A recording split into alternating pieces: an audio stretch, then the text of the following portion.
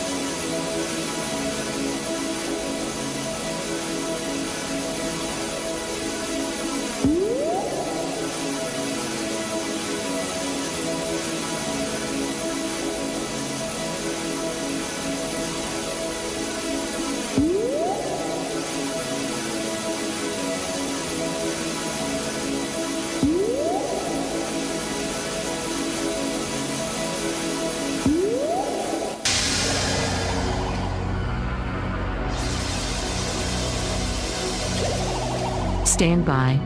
The BRN goes worldwide at 6 a.m. Eastern.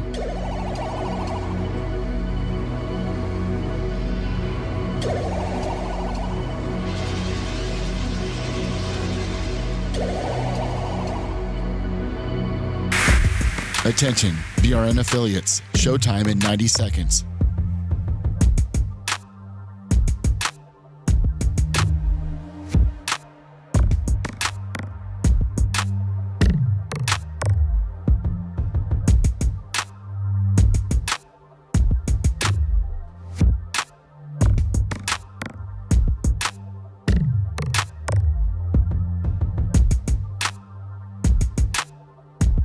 Showtime in 60 seconds.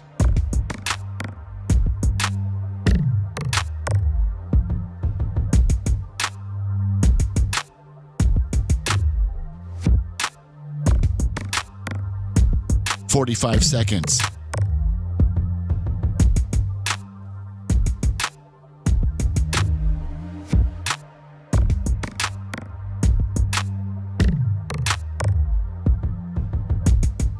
"30 seconds.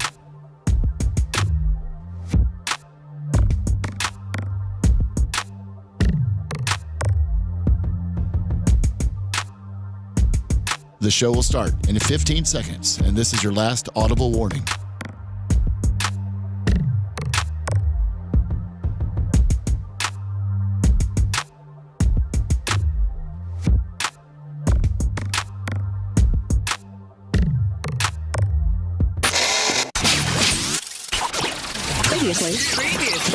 Previously on the Bubba the Love Sponge show.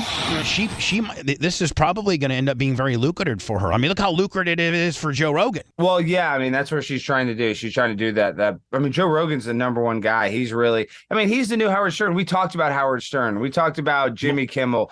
And we talked about all these people. I mean, if you talk about any celebrity, Roseanne has had some interaction with him. As a matter of fact, we talked about how she got drunk with one of the astronauts. She wouldn't say which one, said we didn't go to the moon. She's like, oh, I got drunk with one of them. And he said that was all fake. Wow. You're listening to the Bubba the Love Sponge show. Broadcast rights for the Bubba the Love Sponge show have been granted to this station by the Bubba Radio Network and is intended solely for the enjoyment of our listening audience. Any rebroadcast, retransmission, or other use of this production without the express written consent of the Bubba Radio Network is prohibited.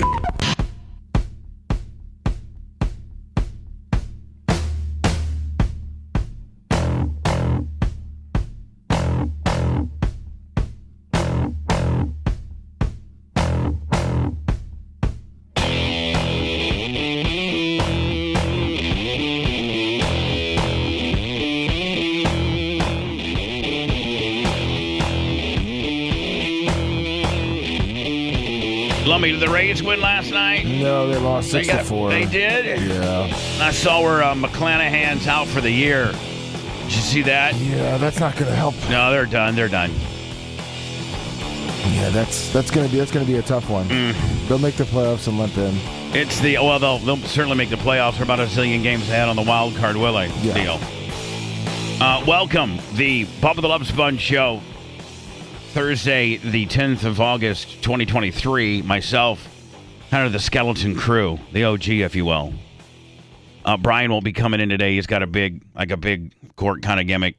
I thought he was. I'm sorry. Taking his I'm daughter sorry. to That was the kindergarten. last time he couldn't make it. Yes, yeah. Last time we couldn't make it a ruling. Today's first day of school. Yeah. Yeah. I'm gonna get Back to school. I'm gonna Back to school. Is that an Adam Sandler song? Yeah. I think Billy you. Madison. I think you could. I think you could really parody Adam Sandler just based on your voice tone. I think you know. And the Jewiness. Did I say? That's what you were inferring. Did I say the Jewiness? Yeah, you No, just I jumped- did not. I said. You jumped right to that. I said. Well, it's pretty I much said the main tone. thing we have in common. I said tone. Hair color. Yeah. I mean. Nice. So anyway, I don't know how we got there. As soon as the show's over today, allow me the after show, which will be available on Facebook and YouTube. BAR, as you know, we're making huge changes on BAR. That's probably a conversation. I'm not ready to quite tell you all the added features we're going to have on BAR because it's a project and we're doing it in phases. So you'll notice things change if you're a member of BubbaArmyRadio.com. But we're eventually, just like kind of YouTube is our new push, what the newly reskinned, highly functional, completely completed BAR, BubbaArmyRadio.com, Lummy will be the one. That'll be where we kind of want everybody to go. Yeah. Like buy a membership over there and have access to everything we've ever done, or don't buy a membership. We may just be giving you free access to the whole place too.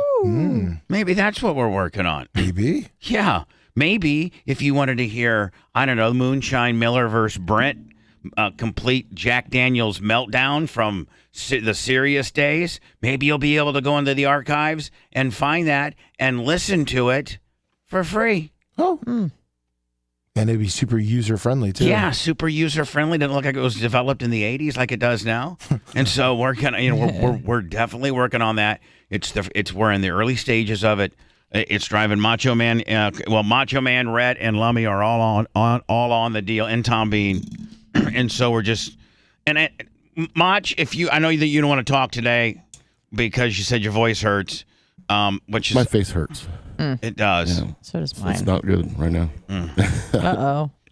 Mach, have you ever been described as a little bit of a hypochondriac? No, it's amoxicillin. It made the uvula swell up again. Okay. Was this what Bubba prescribed and got hooked up for you? I'm not going to point fingers. Okay. All right.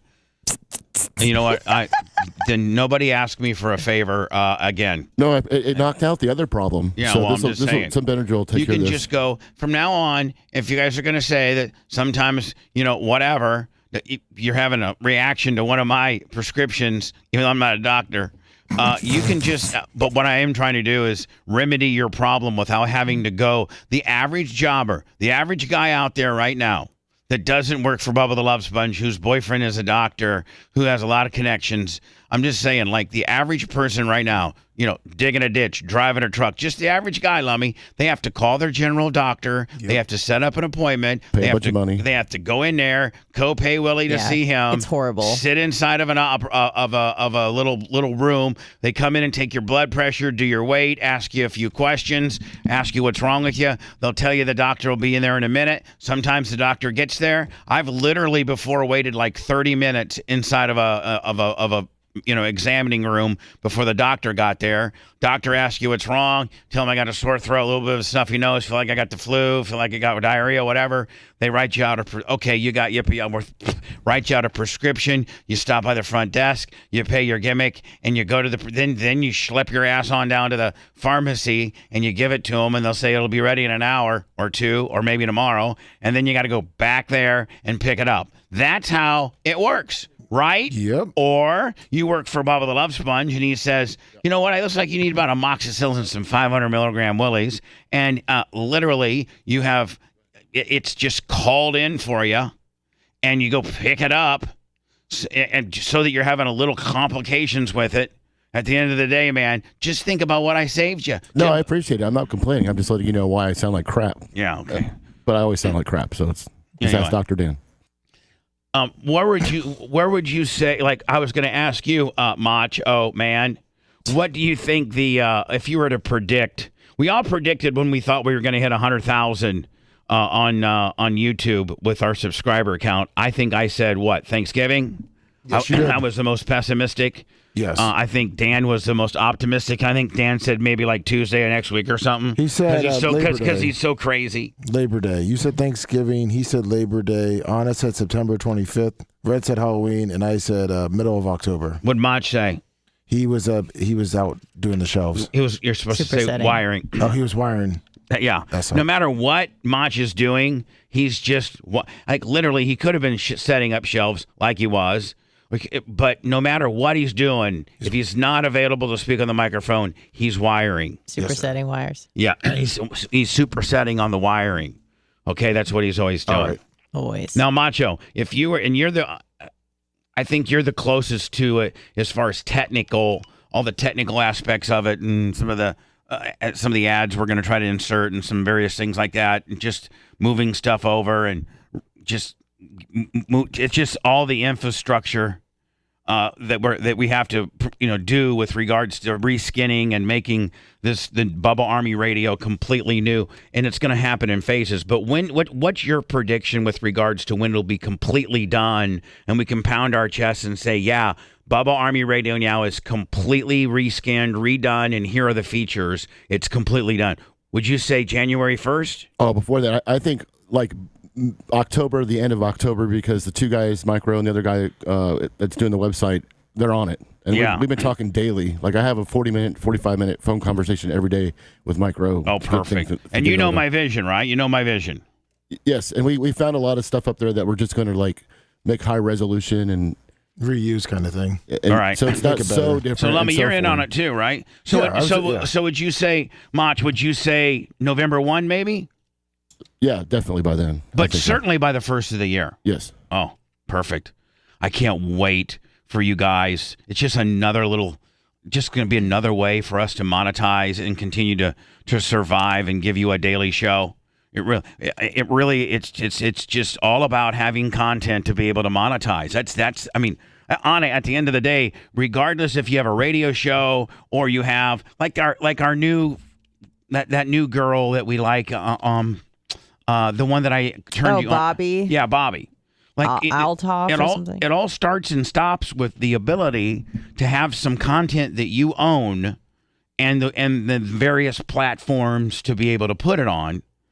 And if you have, 25 years of material like we do, not a lot of radio personalities have that, to be able to distribute that and monetize it, whether it's repurposing it through a YouTube video or making it as a downloadable bit, a downloadable segment, on your device via being a member of BubbaArmyRadio.com. BubbaArmyRadio.com, which we affectionately call BAR. BubbaArmyRadio.com is going to be, it is, even today in today's world, as outdated as it is and as hard as it is to navigate and as antiquated as it is compared to what it's going to be, it still would be considered kind of the Netflix of my brand. Like Lummy, everything's there. Yes. From parody songs to interviews to every I think there's some 98 Rock stuff in there too, isn't there? Yes, there is. Now, do we have full albums on there? We do not have the full albums that we're waiting until the new. That's But we one of could the- do. That's one thing we could do too, but right? That's in the options. But that's one thing we could do, right? Yes. Oh yeah. I mean, we already have it all like uploaded, ready to go. We're Right. just not throwing it out there yet. Right. So I'm so excited about that. Lummy, I just got off of Amazon before the show started because Macho Man needed some extension cords. So I was on our business Amazon, and I saw where, maybe you did, somebody had added a bamboo cane pole in there, and I'm thinking, well, maybe Lummy doesn't have cane poles and needs to order cane poles for our fishing deal that's happening on Friday. But I'm thinking, man, that's really cutting it close because he has it in the cart. He hasn't even bought it yet. Oh, is it in your cart? Oh, I'm sorry. Hold on. So stop. I bought 2 of them because you only had 1. I bought 2. I don't, no excuses. Because you know what I did, Lummy? Yeah. I went and bought 2 cane poles, a bobber set that includes the weight. You know, bobber that has the little lead weights on it. Yeah. And fish hooks. Oh, nice. So I bought fish hooks, bobbers, and weights. So there's nothing that we need except worms. That's correct. And I saw, I didn't know if you could buy worms online. I did do a worm check, but I mean, I think you can buy live worms on Amazon. Can you? Yeah, you can. I don't think we'd get them in time. It takes. I don't think we're going to get any of that stuff on time by Friday. I don't think we will. And we might be doing the fishing deal next week. Plus, it's stagnant. Yeah, it is stagnant. So now let me ask you a question. So I went and bought that for our fishing excursion. I don't think we can really that might be delayed just because we got to get the pond pump fixed to get the aeration. Because at the end of the day, if we don't get that thing aerated, the fish are going to die. They're going to start cooking. So what I was thinking is we have electric that goes out there, right? Yes. We know that. Yes, we do. All right. It's just this pump fountain deal that we have that we've really never installed right. In order to do it right, you'd really need to like have a guy put on like a wetsuit or something like that and maybe have like a life jacket on, Lummy, or something like that so you don't drown, and then take it to the middle and then take 2 or 3 concrete blocks and with rope that you go to that goes clear down to the bottom. Yep. Right. Yes. And then position it, and that would be the right way. But we never do it that way. We always try to do it from a boat, and it just ends up being like ropes tied around. A lot of times we don't have enough weight on that particular pump, Lummy, so it starts spinning, and then the rope down below spins into the pump.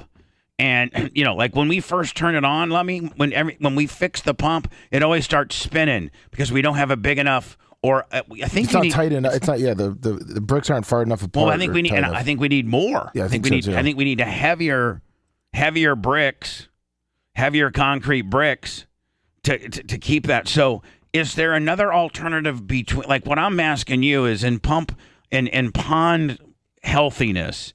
Is there something else we could buy besides a big ass aerator? Like, do they have like little bubblers or something that are far more efficient or far more less maybe like easier to install? Do they have things that are easier to install? Yeah, but like little aerator willies? Yeah, but they're going to be a lot more expensive, and we'd have to buy a couple of them. Just because they're not as big as what we need without having the pump that we have now. Well, like if you got little bubblers, we'd have to probably buy like 3 or 4 of them just to work, and it would be a lot more expensive than having the fountain. All right, I'm on our Amazon page, by the way, which is amazon.thebubbaarmy.com. Yeah. If you sign on to your Amazon and buy anything, we get a little cut of that deal. It goes right to my foundation. We're just always nickeling and diming you. You know what I mean? Like we're like a 15-year used truck. We just, we need like we're almost like Gus, Anna. Gus, kind of nickels and dimes you, doesn't he? Brakes, it's pretty reliable, but oil. I mean, just like a person, they need maintenance, they need care, they need food, they need shelter. I'm looking at these things here. For ponds. Yes. And now these are way expensive. That's what Is that what we need? That's one of the options, yeah. But I mean, realistically, we have it, so if we could set it up right, it should be fine. I mean, Travis said the motor's good. He's coming today. Okay. But he thinks it, like you said, it got twisted around. Yeah, but that means it might have burned it up too, though. You know what I'm saying? Oh, yeah, that's. So I'm saying is it might have burnt. As the rope got twisted into the pump, then the pump gets stopped, but there's still electricity going to the pump, and the pump's trying to turn, but it's clogged, and then eventually you'll just burn the pump up. It'll just burn itself out. Yeah. But we got to do something fast, Lummy. Oh well, yes, 100%. Like that pump's like $250. The one that's on there. Yeah, because those other ones are $1,500. But really, I honest to God think, Lummy, And I know what nobody wants to do this, but you gotta. But you're rugged, Lummy. You're very rugged. Okay. Thank you. And Travis is very rugged. Yes, he is. And so maybe you put on some old tennis shoes or something because it's kind of mucky out there, and we get you 2 life vests. But I think I don't think you can do it from a rickety ass rowboat that's very unstable. You know what I'm saying? I just don't think you can. No. I think if you have a guy on the rickety ass rowboat, then you have to have another guy that's actually in the water. Yeah. I think. And then you have to have, another 1 or 2 concrete, blocks already tied to a rope. You know what I'm saying? And you walk that aerator / fountain we have a little bit closer to the middle. Because on dry season, you know what might have happened, Lummy? It's so dry that pump now is on the bottom. Right? I mean, yeah, no, it's not on the bottom though. From when we looked at it last weekend when we were kind of talking about it, it's not on the bottom.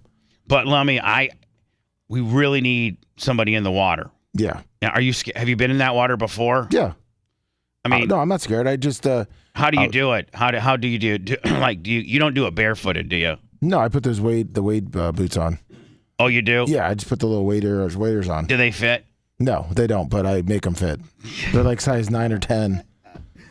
So, Lummy, should I buy some fat guy liner? Oh, no. Because I'll get in there. I got crappy shoes. Well, Travis can. I mean, Travis is working though. Yeah. Well, like when he comes today, we're gonna put him in a boat. Plan. FT Greg 25 and Rudy $100 on the Cash App. Thank you, Rudy. I didn't even check PayPal today. See if we got any. Yesterday was Deion Sanders' birthday, and I texted him happy birthday. He texted me back, love ya, Sponge. Oh. Love ya, Sponge. So, Lummy, I want you to tell me, I want you to not just think you're going to make me mad or anything like that. Hold on here. Let me see what's today. Larry Bueller. Yeah, Larry Bueller sub king yesterday. No, hold on. No, Michael Thompson Randall was my last one of yesterday. RC Hellaman, $100 on the PayPal, Cash App, Venmo, all at the Bubba Army. Thank you. So, Lummy, first of all, we need to get more pictures behind me too. So, Lummy, you and Anna and everybody. I mean, I need more. I need thousands of them. Okay. So that we don't have such a. I see the same ones. Don't forget, listeners, if you'd like to submit your picture that runs behind me, it's what is it again, Lummy? Bubba Army Pics, PICS. Bubba Army Pics at gmail.com. Yeah, Bubba Army Pics at gmail.com. I need to write that down, Lummy, so I can remember that. So, Lummy, I want you to be proactive on this because we're getting ready to lose the pond. Oh, I am. That's like I don't want to whatever diagnosis you get today. If it means I need to buy something or we need to do something, can you please let me know today so I can be proactive because I want that. We can't go the standard Lummy. I forgot to tell Bubba, or I was afraid to tell Bubba because he was going to get. Lummy sometimes won't tell me stuff for a while, stuff that I need to know because he's afraid I'm going to get mad. And do I ever get really mad at you? Well, let's not answer that question, but I'm just saying. Try to just keep certain things off your plate until I know. Well, this needs to be on my plate. Like the minute you guys diagnose it, if I need to buy something or I need to help, I want to get this fixed. Okay, not a problem. So, including if I have to buy a new pump. Okay. Because and Lummy, when we fix it, can you promise me that we fix it the right? Do you have any we got to be able to find some concrete blocks laying around. I got concrete blocks. Yeah, I got to think that you probably got 50 of them over at the house you're working on. Yeah, no, the concrete blocks are not the problem. All right, and we can get rope, right? Yes. All right, so we just have to put more weight, and we have to put more. If we're able to salvage the existing pump, we have to weight it down better. If we can't salvage the existing pump, then, Lummy, I think we got to either buy a new pump or a completely new pump. Like maybe if we buy a new pump that's currently on that, okay, but maybe we buy just a whole better pump. I don't know. Well, Average Joe sent me. Average Joe's my man. I love him because he's got a good sized pond. So he sent me an option that's not too expensive with a pump and a hose that you hook up to it. So it just it's a sinking hose. What? Well, I don't understand what you mean. It's you hook up to the pump, and instead of having it feed to the fountain, it just flows into the pond. It's just like a hose that feeds the You mean, okay, air. You think that we're going to be able to have a hose out there with those two goats? They eat everything. Well, they literally eat everything. Am I not right? They'll eat your shoelaces off you. Yeah, we would just you don't think they'd hit we put PVC pipe? Yeah, we'd put it in PVC pipe, and then it's a self-sinking hose. Does that mean that I got to keep the water on? No. It's just the pump. The pump is there's no water. It's just the air. It would be about $400 for the whole system. All right. Well, can you send me a link to it? Yeah, so I can look at it. No problem. And that would completely remedy our whole deal. Yeah, that's what he has. Really? But let's hope we don't have to do that, and we can fix that pump. Let's hope that we can fix the existing one. But even in fixing the existing one, please know, Lummy, that we kind of have it jerry-rigged. We have. Yeah, I was looking for the right word that wouldn't get me in trouble. We have it very much jerry-rigged. I mean, would you not agree? Yes. It is jerry-rigged. Yes. It is. I'm trying to find that link you sent me of Lumix. All I have from you, Lumix, is a New York Post affirming apology slammed by anti-woke fans. I don't have any new. I don't. He sent it on my phone. I have to type it in. Oh, so you haven't sent me a link yet, you numbnut? I said I would send it. And it's sent now. All right, thank you, because I like to take a look at it. Anna could care less about any of this. Yep. Pond talk. But Anna, we can't lose the pond. No, but I understand. I just feel bad because I can't contribute because I don't know anything about the ponds and the water and the fishing. Other than being on the radio, there's really not much you can do around here. That's very true. I mean, other than being on the air. That extends beyond the studio. That's just in life. Right. I mean, you maybe take out the trash. You gather the trash every once in a while. Merch Crick does it a lot, too. She does. I try not to take it out every day because I feel like that's just a waste of plastic bags. But, yeah, sometimes I come down and it's already done, and I'm like, Merch Crick.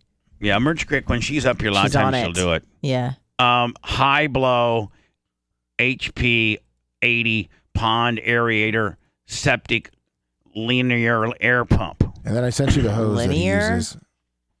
What does this do, Lummy? That's the pump. Now, where do you put that? You just put it. We could put it. You put it underwater? No, you put that. You can put that outside the fence, and then we just. Oh yeah. So then, hold on. You put that outside the fence and plug it in, and it runs. Yeah. So is it waterproof? Yeah, it's waterproof. It's like a pool pump almost. Oh, okay. And that just blows the air, and then you get the sinking hose. So we get a 50-footer. We bury it in PVC, and then we just bury it and it goes out into the pond. And it just goes out into the middle of the pond and blows bubbles? Yep. And he said that's more than enough for that pump. Because his we're going to need more than 50 feet. Yeah. So we'll probably have to get like 200 feet. Yeah, all right. So 200 feet times $70. Now we're looking at $1,400 it's $66 for 50 feet. We need 200 feet. Click on the 200 and see what it is. So $200. All right, $200. We probably okay. So 200 feet, $200, and then you got this, which is $276, right? Yes. Is that all you need now? That's all you need. That's it. Yeah, and that's I guess you could say worst case scenario if we can't get the fountain working. And where do you put that? Like behind the merch? Like behind the shed. The shed. Yeah. Just plugged in. Yep. Like, does it run off 110 or does it run off 220? No, just 110. I think we have a plug out there already. And it just goes, and then the little bubbles. Yep. That's going to require us have to dig a trench, though. We're going to have to dig a trench from the shed to the pond, aren't we? Yeah, but it's not that because it's only like a 3/8 inch pipe, so we wouldn't really have to. And plus, we have that long PVC we could just throw it through. Oh, that double protect it. I actually would just PVC it on top of the ground. Yeah, we could do that too. And then that would probably be, I mean, that's a little jerry rig in itself. PVC in it.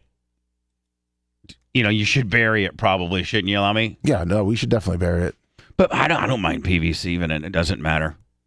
Today I'll do a food review. It'll be up by 5 o'clock. Anna has made it very simple. I'm thinking, Anna, that they're going to want me when I get to the Taco Bell because they like you. I have the Taco Bell app because I did a Taco Bell review not too long ago. Right, I remember. And it was a on the app only deal. So I'm thinking that they're going to want you to do this on the app as well, right? I imagine so. That'd probably be the easiest way. And then, but it takes away from the drive-through experience a little bit. Well, then don't do it on the app. I don't care. Just get the tacos. We're talking here. Sorry. Don't just fly off the handle and say when I ask a question, let's. Sorry, I got a lot of energy right now. Let's and I got a goose egg on my head. Let's talk this out. Saying quit trying to distract me. What I'm saying is, part of the Bubba's food review is the interaction that I have with the drive-through person, right? Yes. Right. Well, if I just roll up in there because I've already ordered on my app, and I'm like, yeah, it's order X5624. Right. Okay. That kind of robs us of the interaction. I need to roll up there and say, hey, welcome to Taco Bell. Hi. I think you guys have like a limited, like you gotta kind of act like you don't know. So you gotta ask questions so you can have interaction. Kind of cheese. Kind of welcome to Taco Bell. Beef. Welcome. Yeah, man. Welcome to Taco Bell. Hi. Do you guys have the shredded Byra tacos with cheese on them? You mean the new limited time Byro shredded beef tacos, sir? Yeah, that. I don't want any pickles on that. There's no pickles, sir. It's just or mustard. Do you have mustard on them? No, sir. It's shredded beef and it's grilled cheese, and then you have two forms of dipping sauce. Oh, that's perfect. That's exactly what I wanted. Sir, do you have a 74% pit bull Labrador in the back of your car? I actually do. Do you know who I am? Does she jump on? Is she hitting a chick? Is she biting a chicken? She sure is. Are you gonna take half the taco and try to make her bite your face off? Yeah, we're gonna do a little Lady and Tramp style thing. So don't worry about it. It's on your business. I heard you guys within your food review. You play this new game called "Will the Pit Bull Bite Your Face Off?" Are you a daily downloader? No. I think it's gonna be really good. I saw a lot of these reviews, even though I don't eat beef, but I like watching people eat food. And then Lummi, they seem to like it. So Lummi, I'm doing that today. Yep. And Lummi, Anna, this is relatively brand new, right? Yes, I've seen all these reviews in the last 48 hours. So you being kind of a foodie, trying to be on it. You being so, I want everybody to know this is a village, ladies and gentlemen, and between Rhett and between has a good idea. This one came from Jesse.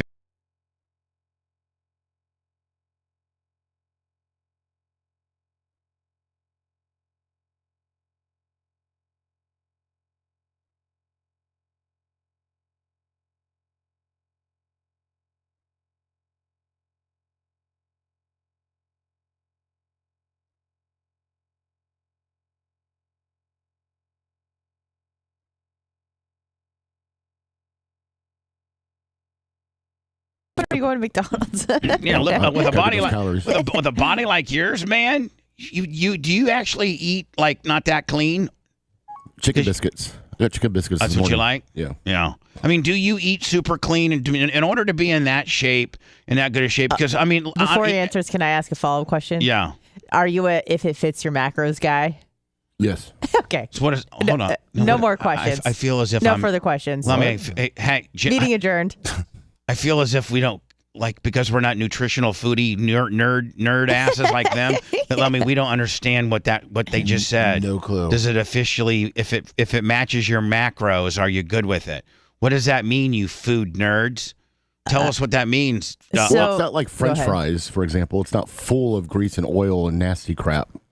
So basically, it doesn't matter. Essentially, the theory behind it is it doesn't matter where carb comes from. If you're trying to make I'm just throwing numbers out here. Say you want 400 carbs, 200 protein, 200 fat, whatever. It doesn't matter if that carb comes from a roasted sweet potato or a McDonald's bun. As long as you get that amount of carbs in, that's all that matters. So the quality of the carb means nothing. It's just a carb. To a point. Right. You don't want to eat a tub of ice cream every day. Right. Sure, but that's essentially the if it fits your macros, it doesn't really matter what the source is. Anyway, This is a group effort, and I'd like all of you. Lummy, you've given me, you gave me the heads up on the chicken dip bites. Yeah, and the KFC one, too. And the KFC. So please, if you guys in your various travels on the internet and what have you, find out there's always a restaurant that's got something new that people are reviewing. There's always... Yeah, it's limited or seasonal. See, that looks good as hell when you put your arms back like that. Look at those delt cuts. Oh, let me do it again. I'm a little delayed. Nice. The delt cuts, yeah. When you went back and did the stretch Armstrong. Yeah. So, Rat, lats are coming in nice too. Sorry. Thank you. So keep me, let me always have your head on a swivel for what's the newest, of course, the newest deal. It's the Taco Bell. It's a limited edition shredded beef grilled cheese dipping taco. When he says dipping taco, that makes me feel as if it's small. Right? It doesn't look small. It looks like a normal taco. Yeah. And then you dip it in the nacho and the red. So And can you go dip every time you dip it? Yeah, because it's my taco, so I can re-dip. No, I mean, can you say dip? Oh, you want me to go, okay, dip. My first bite, let me do my dip first. Yeah. Then I do the dip. I think I'm going to dip nacho this time, and then I'll dip red next. Yes, Anna, you can direct me. I'll take directions. If that makes you laugh and you think that makes the bit funnier, I like it. Then I'll do it, okay? I appreciate it. Look at that. How easy I am. God, everybody has such a, Anna, you've worked across the street, and Rhett, you've worked at the radio station, and there's such a bad rap on me that I'm so hard to work with. Well, I think the tide is turning. I don't know if the tide is turning. I think that's just not true. If you're going to be got a lot of sleeper cells over there, baby. But what I'm saying is you radio haters, man. You just got to do a show. You don't have to be the boss. Like you radio personalities that talk smack about me or other people in the salespeople and whatever at iHeart or Beasley or Cox and the big bad Bubba is impossible to work with stories that are out there that have pretty much blackballed me from the industry. You really have me all wrong. I have been so wrongly typecast. Now maybe early on in my career I was a handful. But, man, I am chill Bubba now. And, listen, the reason why you're able to judge me and criticize me is because I'm really the only guy that has to, have a staff and a facility. And, I'm a business in itself. I'm just not a personality that's on, that works for your corporation. I am I'm a independent contractor that has to be the boss and make sometimes not so comfortable decisions and personnel changes and things like that. It's not when you promote the ticket giveaway, when you promote some other station within your cluster. Am I not right, Anna? They're told what to say. And a lot of it's recorded in a production room 8 hours, if not days before. The chances are that radio personality on a music station that you hear terrestrially. That's really a different animal. Chances are they're not there. Right. And again, that's a different beast than what we do here completely. But even if we're comparing, talk radio to talk radio, what they do over there is very much neutered. And again, speaking from experience, even though clearly I didn't listen and I got fired, there were not many, but a few times where I got a phone call and it was like, this is how we think about this. And I went, all right, interesting. And then I said something wrong. That was not how they thought. Now. So they would actually call a talk show and steer. No, individually call every person on the station. It maybe happened a couple times during the 2020 and say shenanigans. This is how we feel about what a political candidate. No. It was more about Black Lives Matter. It was mostly COVID initially.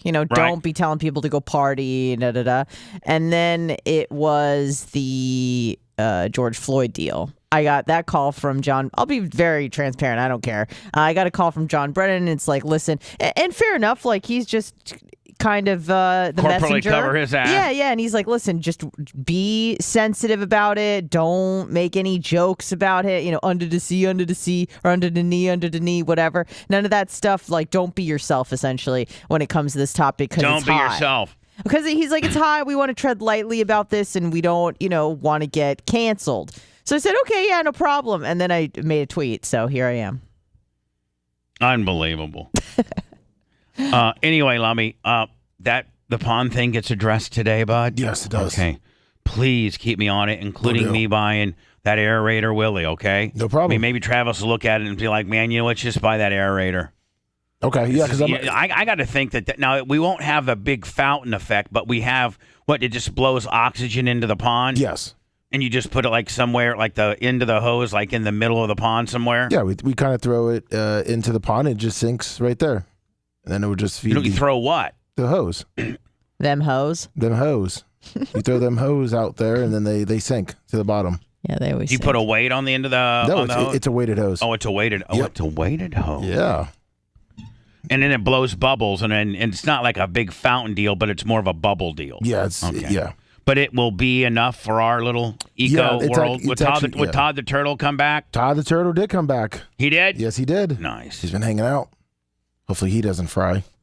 Is it really like the hotness are killing some of our animals? No, they will though. They can, because that fountain does help cool the water down. And right now it's just like turning into a hot bath. Mattel announces weird Barbie doll. I guess there's a moment. Your AOL prep. Don't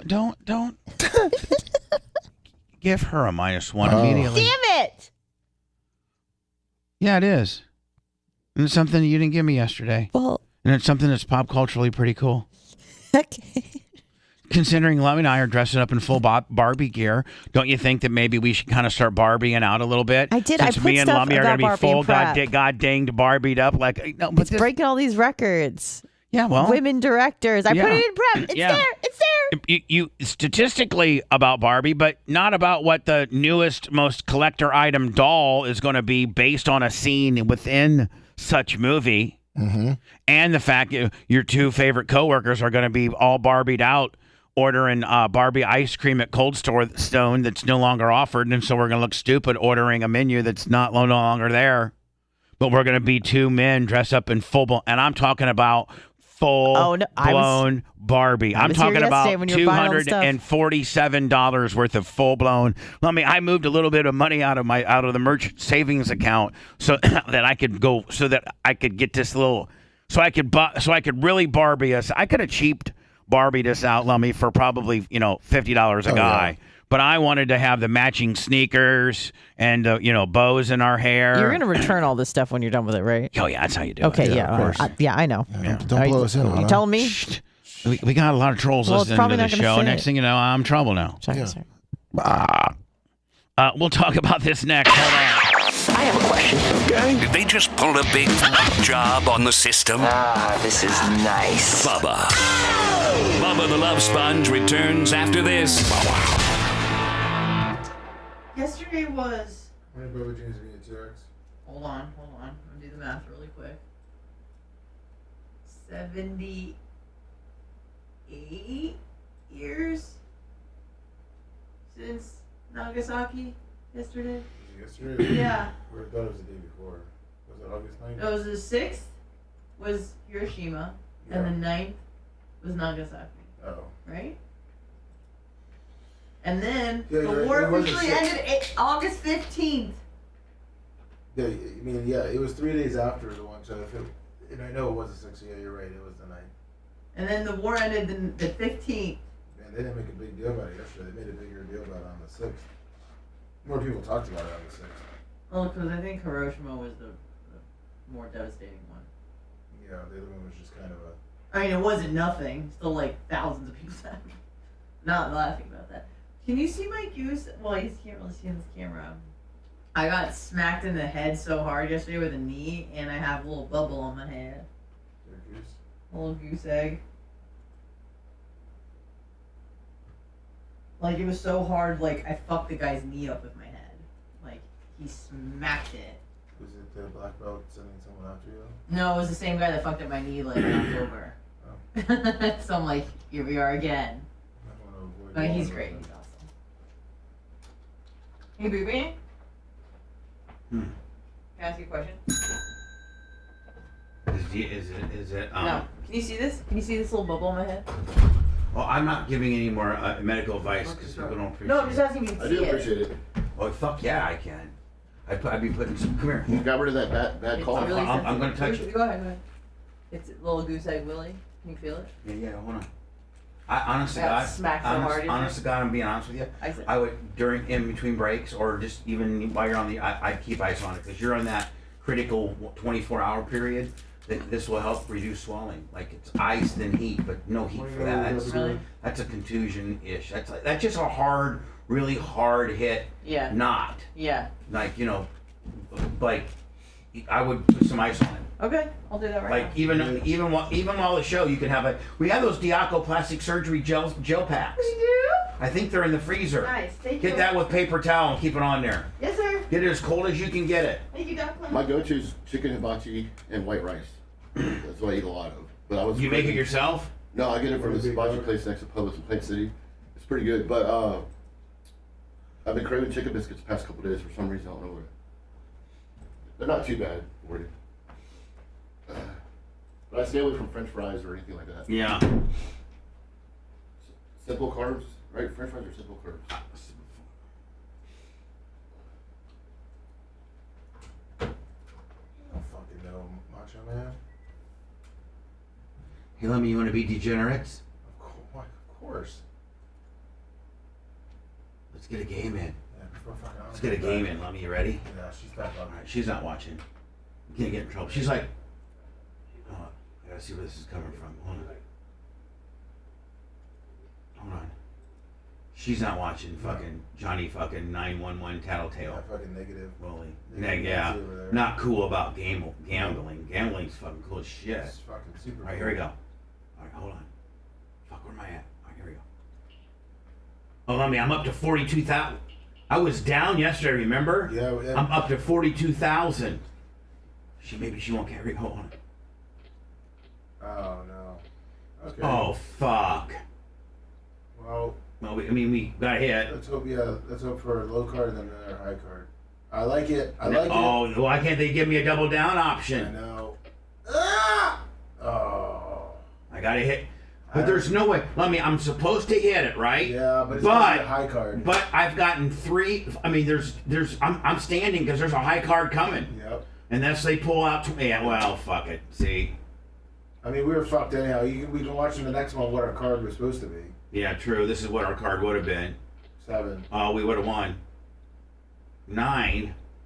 Jesus. No, we would have busted too. We had 15.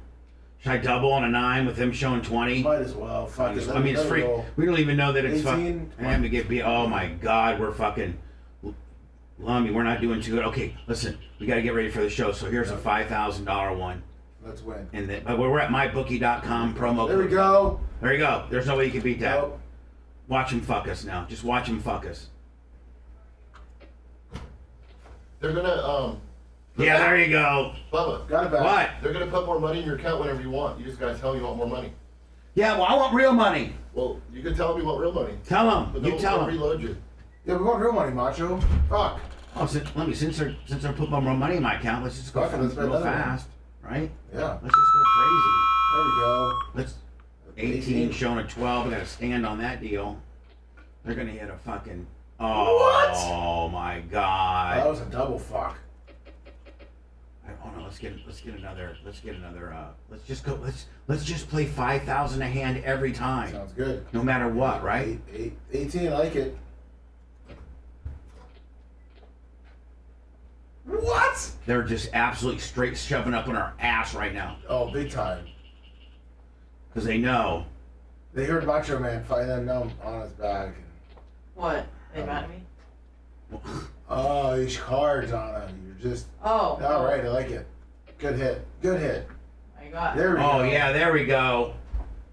Oh, hold on, we have to take this off the screen because you'll tell like we're. I don't give a fuck. You want to ruin your life? I mean, we're just sneaking it. We're sneaking it. Want to break from Jones Island?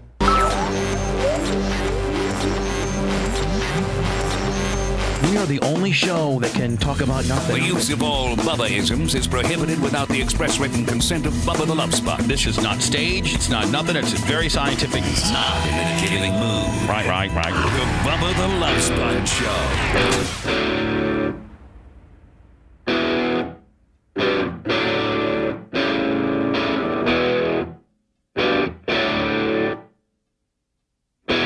PayPal, Cash App, Venmo. That's how we keep these things rolling around here. Also endorsements, and this is one of my best, and I'm really thankful to Bubba Army that have gone out by the thousands and realized that if you go to getsuperbeats.com and use promo code Bubba, that you're not only going to get a good deal and 15% off your first order, but you're also doing something that's good for you. It's like a multivitamin that you take every day. As you get older, you got to start worrying about, supplements and things like that. Like if you're 18, 19, you big, strong, young guy, okay, that's great. But man, when you get up about where we are, man, you got to start doing some supplements and stuff. And we all have a heartfelt reason to support blood pressure. And in fact, more than half of the U.S. population would benefit from blood pressure support. Paired with a healthy lifestyle, the antioxidants in Super Beets are clinically shown to be nearly 2 times more effective at promoting normal blood pressure than a healthy lifestyle just alone. Super Beets is the #1 pharmaceutical recommended beet brand for cardiovascular health support. It's blood pressure support that you can count on. And you can double your potential with Super Beet Heart Chews. Get a free 30-day supply of Super Beet Heart Chews with 15% off your first order by going to getsuperbeets.com. Promo code Bubba. Again, that's GET Super, BEETS, getsuperbeets.com. Promo code Bubba. Promo code Bubba. So, Barbie, listen, I'm not usually the show that would be talking about Barbie right now. I could care less about this Barbie nonsense. But Lummy and I are going to do a Barbie bit next week. Lummy, it's all about content. And if you got 100,000 people on your YouTube channel and they want some funny stuff outside of the radio show, then me and you got to go do Barbie stuff. That's right.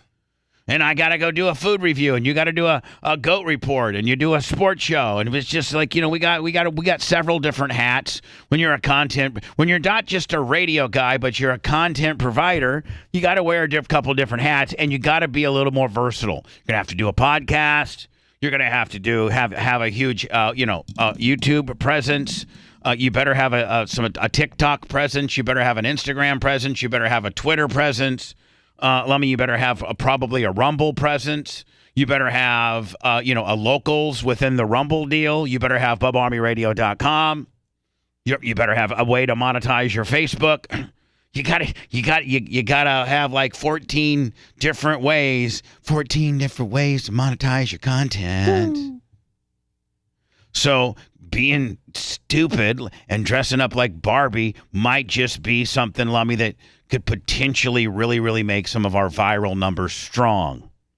Like some of the Hogan stuff really moves the needle. We've figured out stuff that move the needle. Guess what? Because we own our old material. Yep. Top toy company Mattel has announced a new limited edition doll modeled after the weird Barbie character in the summer blockbuster Barbie. Now, is there a scene where there's a weird, does regular Barbie roll up on this other bitch that's weird Barbie, or does regular Barbie turn into weird Barbie when she starts doing too much acid? She rolls up on this weird Barbie, and it's supposed to represent like the Barbie that like the kids play with and torture it and stuff like that. Oh, like missing hair. Yep. Oh, like cut the hair off. Sticky from food. Yep. Oh, like the way I would do with my sister's Barbies is I would go in there and I would take her knees and go. Yep. And then I would pull off a leg and I would ass it up. I would ass up I would put my testicles on Barbie's face. Oh, nice. Teabagging. Yeah, they Barbie? do that in the movie too. Yeah, for real. Wow. They should have put that part in the movie. It would have done not much better. Sure would have. Man, not only do kids cut Barbie's hair and put makeup on her and put and rip off one of her legs, but they also little boys have been known to teabag her. You just take Barbie and just put her right up on the bag. Yeah. Anyway, this is going to be a limited supply of these weird Barbies. It would almost be, is it going to be, like there's going to be like 80 million people that want a weird Barbie and they only make 1,400 of them. Yeah. And then the next thing you know, 15 years from now, if you have a weird Barbie, it's worth $180,000. Probably. Something like that. You can pre-order to the 18th and then it will ship on or before May 31st, 2024. Man, I almost feel like buying 5 of them, Lummy, and putting them in They're $50 each.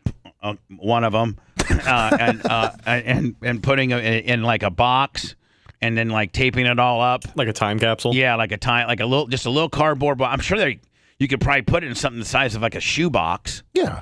And put a shoebox, duct tape it all up so no air can get on it, and put Weird Barbie 2023.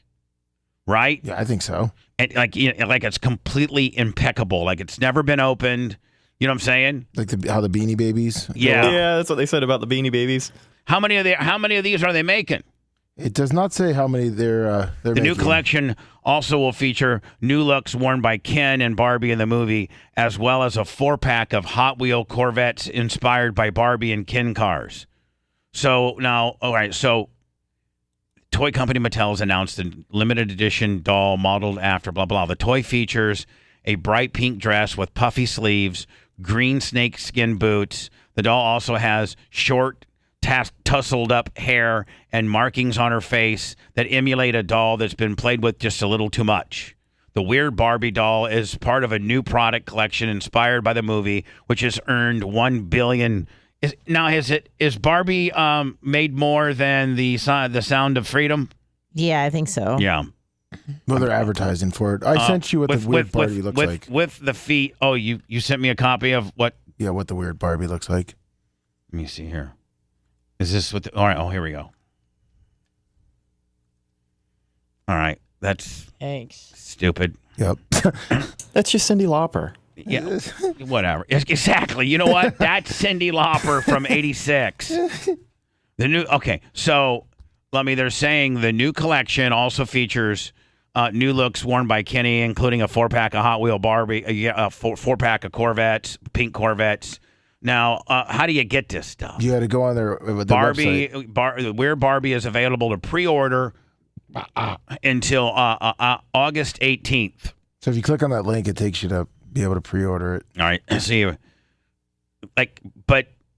and is that all is that it? That's it. That's you only are able to pre-order it, and you gotta wait till May 31st. They're never going to be in stores or nothing like that. No. Hell, it might be worth $50. But can you imagine you order it and you only get it June 1st, pretty much? Hold on now. You don't get it till June of next year? Yeah, they said it's not going to ship till May of 24. Or before May 31st. I may not even be alive. Yeah, can you imagine? The way I roll around with people trying to kill me, and it's only going to get worse. Lummy, people are trying to kill me right now. Yeah. Well, soon. Well, the tax guys are armed. Listen, I got good news on the tax deal. Oh, yeah. Yeah, I think I'm going to be able to enter it. I think I borrowed some money from my sister. Nice. And I did borrow it. Like, I'm going to pay it back. And she's put me on a payment plan for me to make a down payment. See, when you're dealing with the IRS, you got to give them a down payment, and then you have to give them like an offer. And it's, and then you enter into a payment program, and you can go as long as 72 months. So I'm going to be making, what's 72 months? 7 years? How many? 5 years? Is it 5 years? No, it's 6 years. It's 6 years, Right. sorry. So for the next 6 years, I'll be making a payment to the IRS for the next 6 years. But I'm completely like they're going to be cool with me. I borrowed the down. You got a loan from the Bank of Zidane. I got a loan from the Bank of Terra Zidane for the down payment, and which they needed. They're like, okay, we can do. It's just like going to the car dealership. Yeah. Except it's except they can put you in jail. They sure can. Yeah, car dealership can't do nothing. You can just walk away and say, I can't come up with that kind of money. And so they're like, okay, you need to give us this big of a down payment, and then we'll do this many thousands of dollars for 72 months at 4% interest or something like that. They're pretty cool on the interest deal. Oh, that's nice. But guess who has the best interest rates? The IRS. The IRS. So anyway, I'm actually, I think tomorrow is like one there. I have 2 chapters to get through, and I think my first chapter, a personal and a business, and I think my personal chapter gets closed tomorrow. Yay! All right. And my sister's the best. It's really it's is. a pretty significant amount. It really is. And I'm like, I don't doubt it. so I went to her.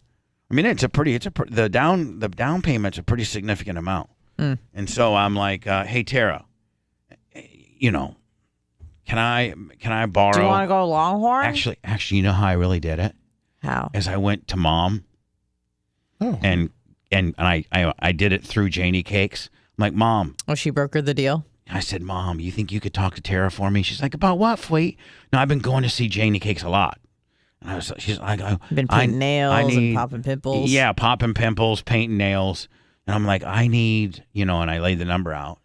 And I said, as a down payment for my IRS deal, my personal, and I'll be completely good. And then every month I got to make a payment. And I go, and then I bought this part. Don't forget that she co-signed on my truck and I've never missed a payment. She goes, I know, Fleet. She gets the statement.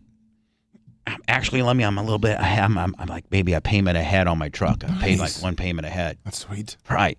So I'm like, I put the number out there and she goes, oh, wait. I know. Oh, sweetness. And next thing I know, Tara calls me 2 days ago and she calls me Ding Dong Head.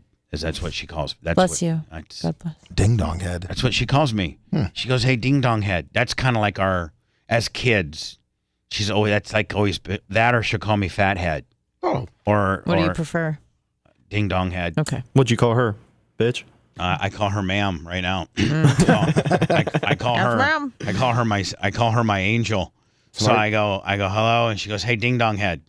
And I go, it was like literally 5 o'clock, and she goes, and she's so cynical. She goes, before you completely pass out and don't remember this conversation, are you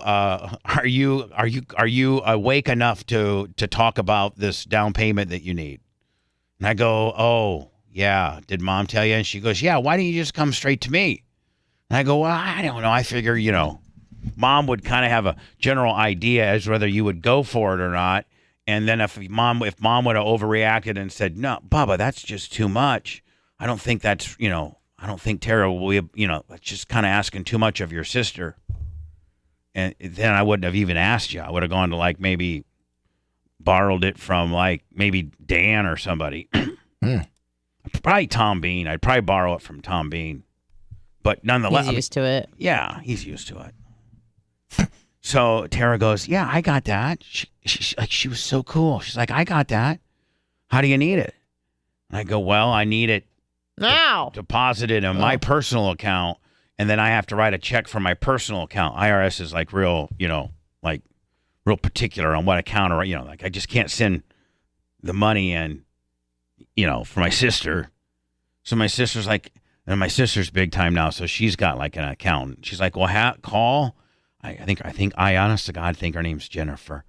She called Jennifer. I'm going to tell her it's okay. Like I authorize this amount for her to wire this money into your personal account, and then tell. And so she did it, and Jennifer wired the money into my account, and then I wrote her. They want a physical check. I wrote a physical check for my personal deal.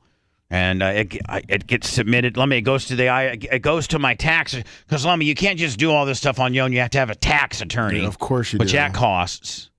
So I have to give it to my tax attorney by 9 o'clock tomorrow morning. So I'm have the merch crick drive it down to the IRS lawyer tomorrow for him to call the IRS agent up and say that it's the check's in the mail. It's been and you have to send it certified. Oh, of course. So. More money. Tara's the best. So then I go yesterday.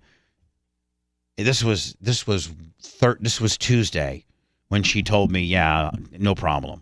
So then yesterday I have a little bit of time, and I call her up, and she's in the middle of a meeting. She's like, I'll call you back. Well, she didn't call me back. Oh. And I take my pills. Uh-oh. And I'm fuzzy time. And then she calls me at 5:15. She goes, what do you want? And I go, well, I'm not really clear-minded enough to be able to talk about this loan that you gave me, but I want to figure out the maximum amount that I can pay you in the shortest amount of time. And I've been going through my numbers and stuff, and so I gave her some numbers, and I could have her paid off in about 2 years. Okay?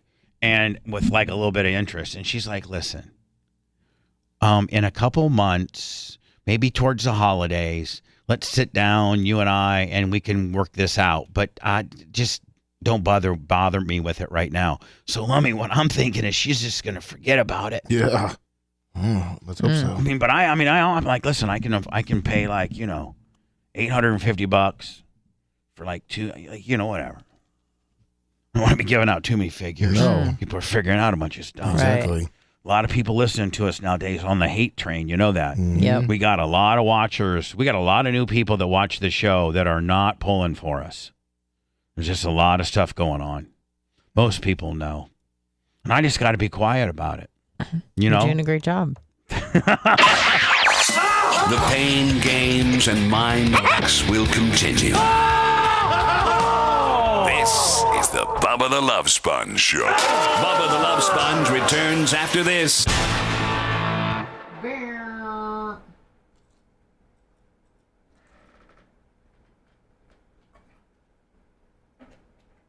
Probably Jason Hefner. Cash App, PayPal, Venmo. I hear a wiener. A little wiener baby. Money quicker, ticker. Quicker, ticker. What's up? Turtle man.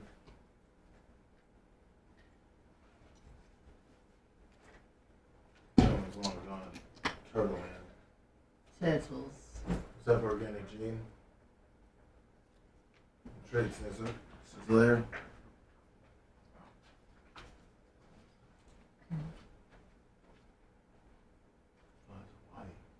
Yeah, 36 people died so far. They're jumping in the ocean. Why are they dying? Fucking fire, dude. Fire, dude. Set. Fire, dude. It's in the fucking prep, dude. It's not in your AOL prep, though. Hey, listen, I'm just gonna let you know I'm subsidizing your prep with some of my stuff, okay, babe? But why? We can work we can work together. Like we can. I just feel like We can work together. I feel like you're just using your AOL prep and you don't even care about my prep. That's not because I worked on the prep. Well, you shut the fuck up. I need your prep. Just keep doing what you're doing, okay? I am. I have no plan of stopping my prep, but I just thought, maybe why are you prepping with the AOL prep? That's all I'm asking. Thank you. Thank you for the ice recommendation. I couldn't find the Diaco thing, so I'm using real Italian ice, which is the closest thing we have to a Diaco. Okay. Okay. Thank you. Got smacked pretty fucking hard.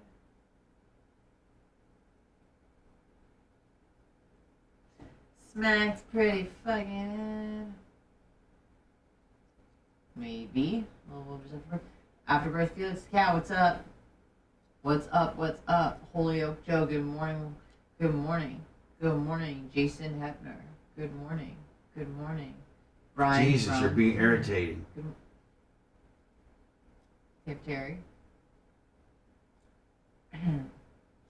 I got a lot of inheritance. You're praying for me? Hey, I appreciate that shit.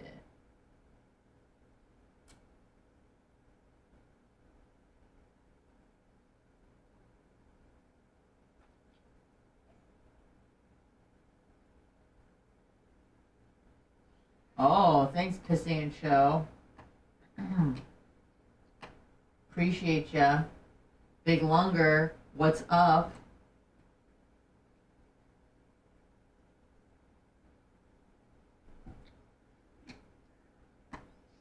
Dutch Duke, Grouper Lips, Bouncer 157, what's up? What's up?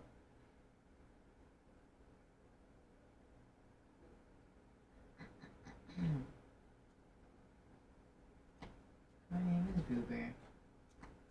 Mike Hot. Mike Hot. Are you trying to say Mike Hawk? Walls Browna, good morning.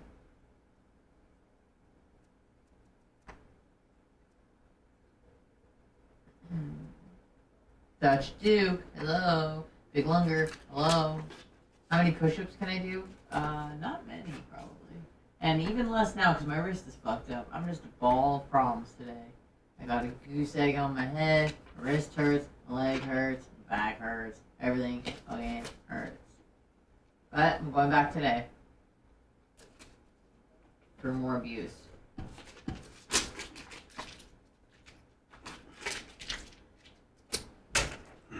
And then I gotta do a cold plunge in the next couple weeks because I said I would, even though I don't want to, but I will because I said I would. Fuck sucks, I hate it, but I have to, so we're doing it, okay. 50? No fucking way. I can maybe do like 14 or 15 good ones before they start to look like shit. In a row, that is. Oh, I love charcuterie. I love cheese and crackers. And gourmet jams and bullshit like that. Hey, it's our boy Chad. Chizzy Chad. Looking good, son. All them stars on that.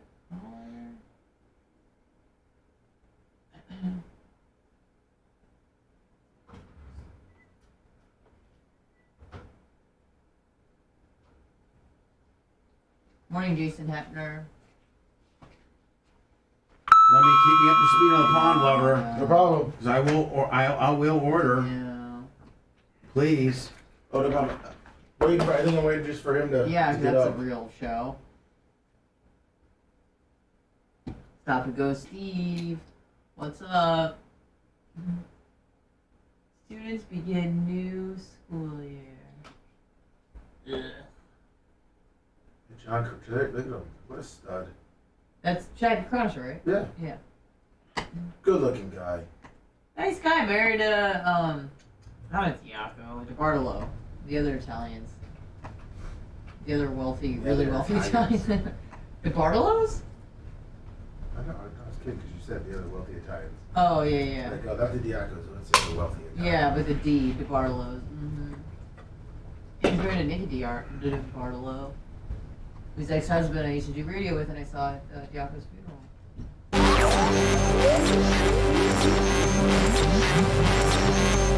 I've got an idea. Time to man up. I gotta poop so bad. Man up and be brutally honest. And you're calling me crazy? Or I'm gonna kill you. We now return to the Bubba the Love Sponge Show.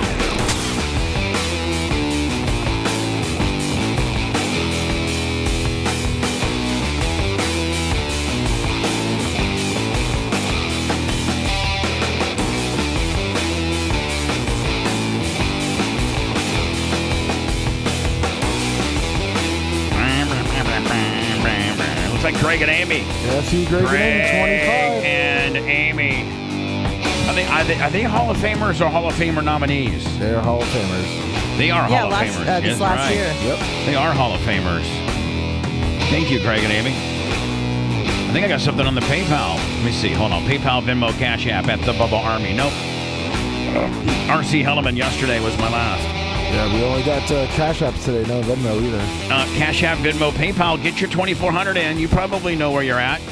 I got a little list that's been prepared by Ashley. It's very thorough. You guys know you got most people let me have a pretty good idea where their numbers are. Yes, they do. And you can kind of see probably those that will end up making it and those that won't. Gotta make the cut. But Bubba Army comes in different shapes and sizes.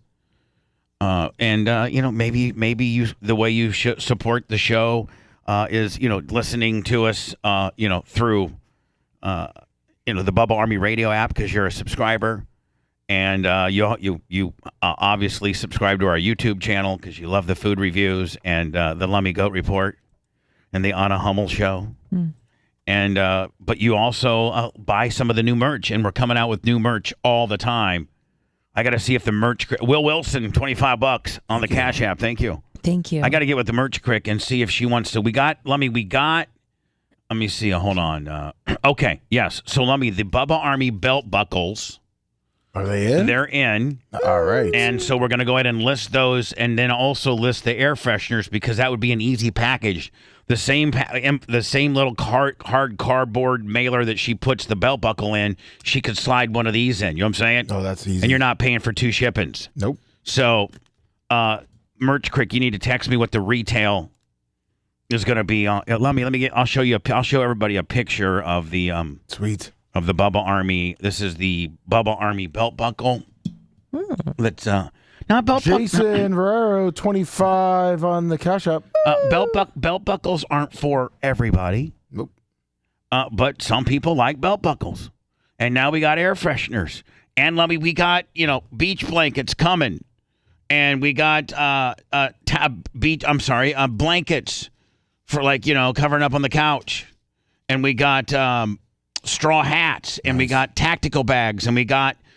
We're gonna go ahead and do that polo, that night. Remember what Babyface suggested that we do, for his golfing. Yeah, deal. like a polo nice embroidered golf shirt. Fish on the J. Yep. 30 on the Cash App. Oh, I just got 200 from We Pave We Seal on the PayPal. Thank you so very much. Maybe a little toot. Yeah, that's definitely a toot. Excellent. So redoing straw hats, tactical bags, air fresheners, beach towels, belt buckles are in, blankets are on the way. We're also doing a polyester based hoodie, beanies, and let me look what else came in today. And these are not for sale. Oh, and you cannot ask for one. Okay. Oh yeah. Oh, I know what you're talking Can about. I? No. Yeah. Sure. No. Yeah. Go ahead and ask for one. Nope. Yeah, go ahead. Nope. Because instantaneously that you ask for one, you will not be given one. Ever. And let me do you know I know what it is. Do you know what I'm talking about? I know exactly what you're talking about. What is it? The coin. The Inner Circle. Challenge coins. The Bubba Army Inner Circle Challenge coins. Yep. They are in. And I'm going to open one up, Lummy. Oh my God. Hold on. Oh God. They're very well packed. I can't even open up. Damn it, Lummy. I can't. Like I said, I can't get the $10,000 show knife to open Come on this up. now. I was gonna say, do you have your knife up there? Just stab it with a pilot pen. A All Bic. right, I got it. So here, Lummy, they are. They're like the size of a 50-cent piece. Like they're the size of a 50-cent piece. And then there's one side of them says Bubba Army, and then the other side says Inner Circle, and it's got like 3 little chevrons in the middle. That's nice. And Lummy, that did was that part of the Old Testament or is that part of the New Testament? The Inner Circle coin. That's part of the New. Now, don't we have like a whole? And I think it says established in 1966. That's the year I was born. And it says Inner Circle, and it kind of has like the triangle, kind of like Skull and Bone Special Secret Society kind of deal. Oh, like Illuminati deal. Yeah. And nice. Lummy, what are the rules behind the Bubba Inner Circle coins? Did we, if I remember right, we did establish them. Yes. Yes, we did. Okay. It's kind of like Fight Club rules. Hold on. Look at Lummy. I know. He's I know, over there. I'm trying to stall for Well, him. I've been stalling. He's over I'll stall. Lummy. I got you. Lummy. Yes. Is there a chance that you may have lost the Inner Circle? No, I was rule? going through my notes yesterday. Lummy, you're because not I've been very well. working You're on not the very best well. You're not very well organized, my Oh, friend. you haven't said that one time because I have been. I actually went through my notes last night and this morning. Well, trying to look for some stuff.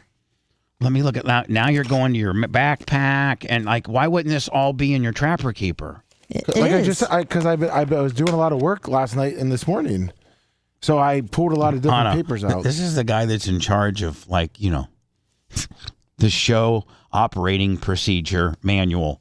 And can you imagine, if you're a regular business and the person that's in charge of, bookkeeping and writing all like the rules of the business and just like, Oh yeah, but we haven't talked about it. And it's all on semi-auto glass notes. I feel like he's getting PTSD flashbacks from grade school when he get called on. Lummy, Yes. Lummy. Yes. I want you to be honest with me. Yes. Do you remember when we talked about I was going to get these Inner Circle coins? Yes, I do. And I'm only going to give them to people that literally are like my inner circle, like the closest of like the Larry Plumbers, the Big Red, the Creatine Travises, the Lummies, There it is. Like I said, the Bubba, Richard, I've been doing a lot of Fabrizi's. work. Yeah, don't ask Bubba ever. Okay, hold on, Lummy. Just don't willy nilly act like you had it laying there because we've been stalling for 6 minutes, you dumbass. So don't act like that you're Johnny on the spot because you got lucky. I didn't get lucky. You didn't have it right off the top of the. Because we don't talk about it ever. Just like I just printed up all this stuff and I don't have it. So if you ask me about the list for Josh Barnhill, 20. So like that. And fish on the J 30. What? No, but you should. But that should have been in your Trapper Keeper in a special little section that said Bubba's Inner Circle Coin rules. I understand, but it's not. It was just hodgepodge in a pile of something else. Because I was reorganizing last night, and I was doing it this morning also. Sometimes you have to be a little less organized to become more organized in the future, Bubba. But that's what I was doing. I was kind of messing around with my Trapper Keeper last night because I was working on. Don't give them excuses. I was working on our notes, best ofs, website stuff, and I was kind of redoing it. Okay, buddy. But I have the rules, sir. Okay, so they're in. So I'm going to start handing them out. Okay? Yes. So, listen, I'm giving Lummy a break, but I mean, Don't reach out. Don't reach out. It'll ruin your life. All right, so Lummy. Don't reach out, please. It'll ruin your life. It'll ruin mine. Okay. Lummy? Yes, Bubba. So, I think I ordered 100 of these. I think there's only 100 of them. Okay. And that's it. And this is like, Lummy, if you get one of these, like this, this is Larry Plummer. Like that's the Larry Plummer, Jimmy Clevis, Diacos, Fabrizi. You're like in the mob, a made man. Yeah, it's like it's right. You're a made man. What about, can you be a made woman? Yeah, there's probably some, I'd give one to Regina Hunter. Yeah, me too. I'd give one to my sister. No, I don't think you give them to family because that kind of makes you look like you're a mark for yourself. You're giving your family coins to be your friend. Man, this whole Bubba world's getting away from me a little bit, isn't it? No. We got beach towels and belt buckles with inner circle friendship coins kickers. Not a lot of people can pull it off, and I don't know that I can necessarily. But Lummy, what are the rules? Maybe these are just going to be 100 coins that just sit in my closet and collect dust because it's not that really good. It's not really that good of an idea. That's good. No, I think it's a great idea. All right, so go ahead. Don't ask Bubba. Now, what are we talking about right here? We are talking about the rules of the Inner Circle coin. Right. Okay. Don't ask Bubba ever for a coin. Say that again. Don't ask Bubba ever for a coin. Right, because if you do, you will not be given one. Be very humble about it. When spoke to about it, do not show it off. Be humble. Sit down. Sit down. Be humble. Sorry. I'm gonna give you an inner circle coin. You loser. All right, so yeah, don't show it off. Don't rub it and like if you're don't be ostentatious about it. Yeah, like if you're Buck from Charleston and don't be showing. Don't pull it out at Barp and start flipping it around. Yeah. Just keep it handy. Yeah, I mean you could maybe tell someone. Guess what? I got an inner circle. Yeah. You want to see it? Yes. We're going to have to go around the corner by the portalets. Then you just take your penis out. Yeah, what else can we do? Well, Dan's going to actually super glue his to the end to the end of his penis. Yeah. Dan's actually going to have this thing surgically implanted into the head of his penis. Oh. Under the shaft. No, the head. This is what the Dan's glands. The gland. This is what Dan's head / gland of his penis glands is going to look like. With an S. It's going to be a little tough on Romina's dental work. You know what I'm saying? My God. So Lummy, is that all the rules there are? Don't get. So number one, hold on. The number one most important rule of all. A Fight Club. Go ahead. Don't ask Bubba ever for a coin. Right. I cannot emphasize that enough. If you do, and also don't hold it against me if I've not given you one. If you're worthy of one, I'll get to it. Because you know why? Somebody will probably recommend you. I think we have a whole provision for that. Oh yeah, that's like per year, one per year. All right, let me just shut up. Let me just shut my fat mouth. Oh. And let you just go through them without interrupting you. Let's see if I can do that once. Okay. Fat mouth interrupter. Son of a bitch. Looks good. Number one, don't ask. Filthy bastard. Are you happy now? You're interrupting. You piece of shh. Okay. The Inner Circle rules are as followed. Don't ask Bubba ever for a coin. Number two, be very humble about it. When spoke to about it, don't show it off. Keep it sealed. Don't keep it sealed. You can take it out of it. Concealed. Yeah, Keep it concealed. Like, don't flash it. Let me. Yes. Bless your heart. We should have to walk you through the rules. Well, I was testing you on the interruption part. Sorry. No, you. Oh. I'm kidding. I'm just Don't kidding. Your job is not to test me. I know. I'm sorry. Test so that I fail? No. Yeah. No, that you pass. A lot of people are Don't against you, Bubba. don't keep it sealed. It's don't keep it concealed. Yes. I mean keep it concealed. Yes, keep it I mean, concealed. there's a lot of people against me right now. I got an avalanche of hate that it's. I mean, like, foo. Exactly. All right. So, is that it? Nope. If you do have a coin, you can suggest a member to Bubba only one time per year. All right. So if you have a coin, yes, and maybe somebody that you know but use your head on that. Like, just don't willy nilly. Like, I don't want anybody coming up to me and telling me Hootie deserves a coin. Yeah. You know what I'm saying? If you do, because I'll tell you one thing, I'll take it away from you. Yes. Is that? Did I put a rule in there? Yes, you did. Good, because my coin evil can be revoked. My evil mind is very consistent in the way I think, because I didn't know that if I brought that up, but I'm like, you know what? If I haven't brought that up, there can be a takeaway. I have to have a takeaway provision in there. So what's the takeaway provision? If you suggest a person that is just off the charts, you can have it taken away from you. Now you can make a suggestion that would be like well, like someone suggesting Drunk Cam or Hootie. Who? Drunk Cam or Hootie.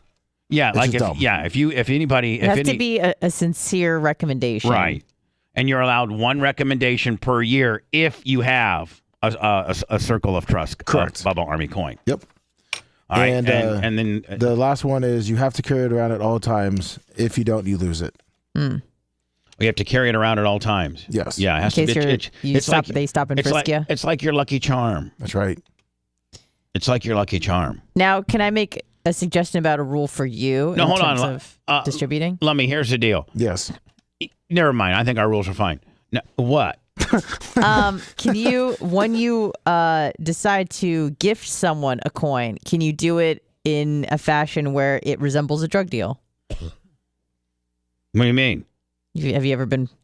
I've never done a drug deal. Mitchell Serini, 25. Yeah, me on the neither. Venmo. But I've seen some on TV. So. All right. So how do they do it on TV? Like when you put something in my hand and I put something in your hand. Yeah, like allegedly, maybe like you're a friend. You're with a friend, and they give some guy money, and then that guy who has received the money maybe gives you a hug, and then puts his hand in your pocket, and then drops something off. Trying to get people to pay you for a coin?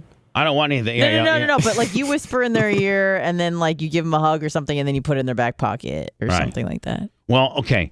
In-person inner circle coin giftings will be done secretly like that. But there are going to be some that I send in the mail.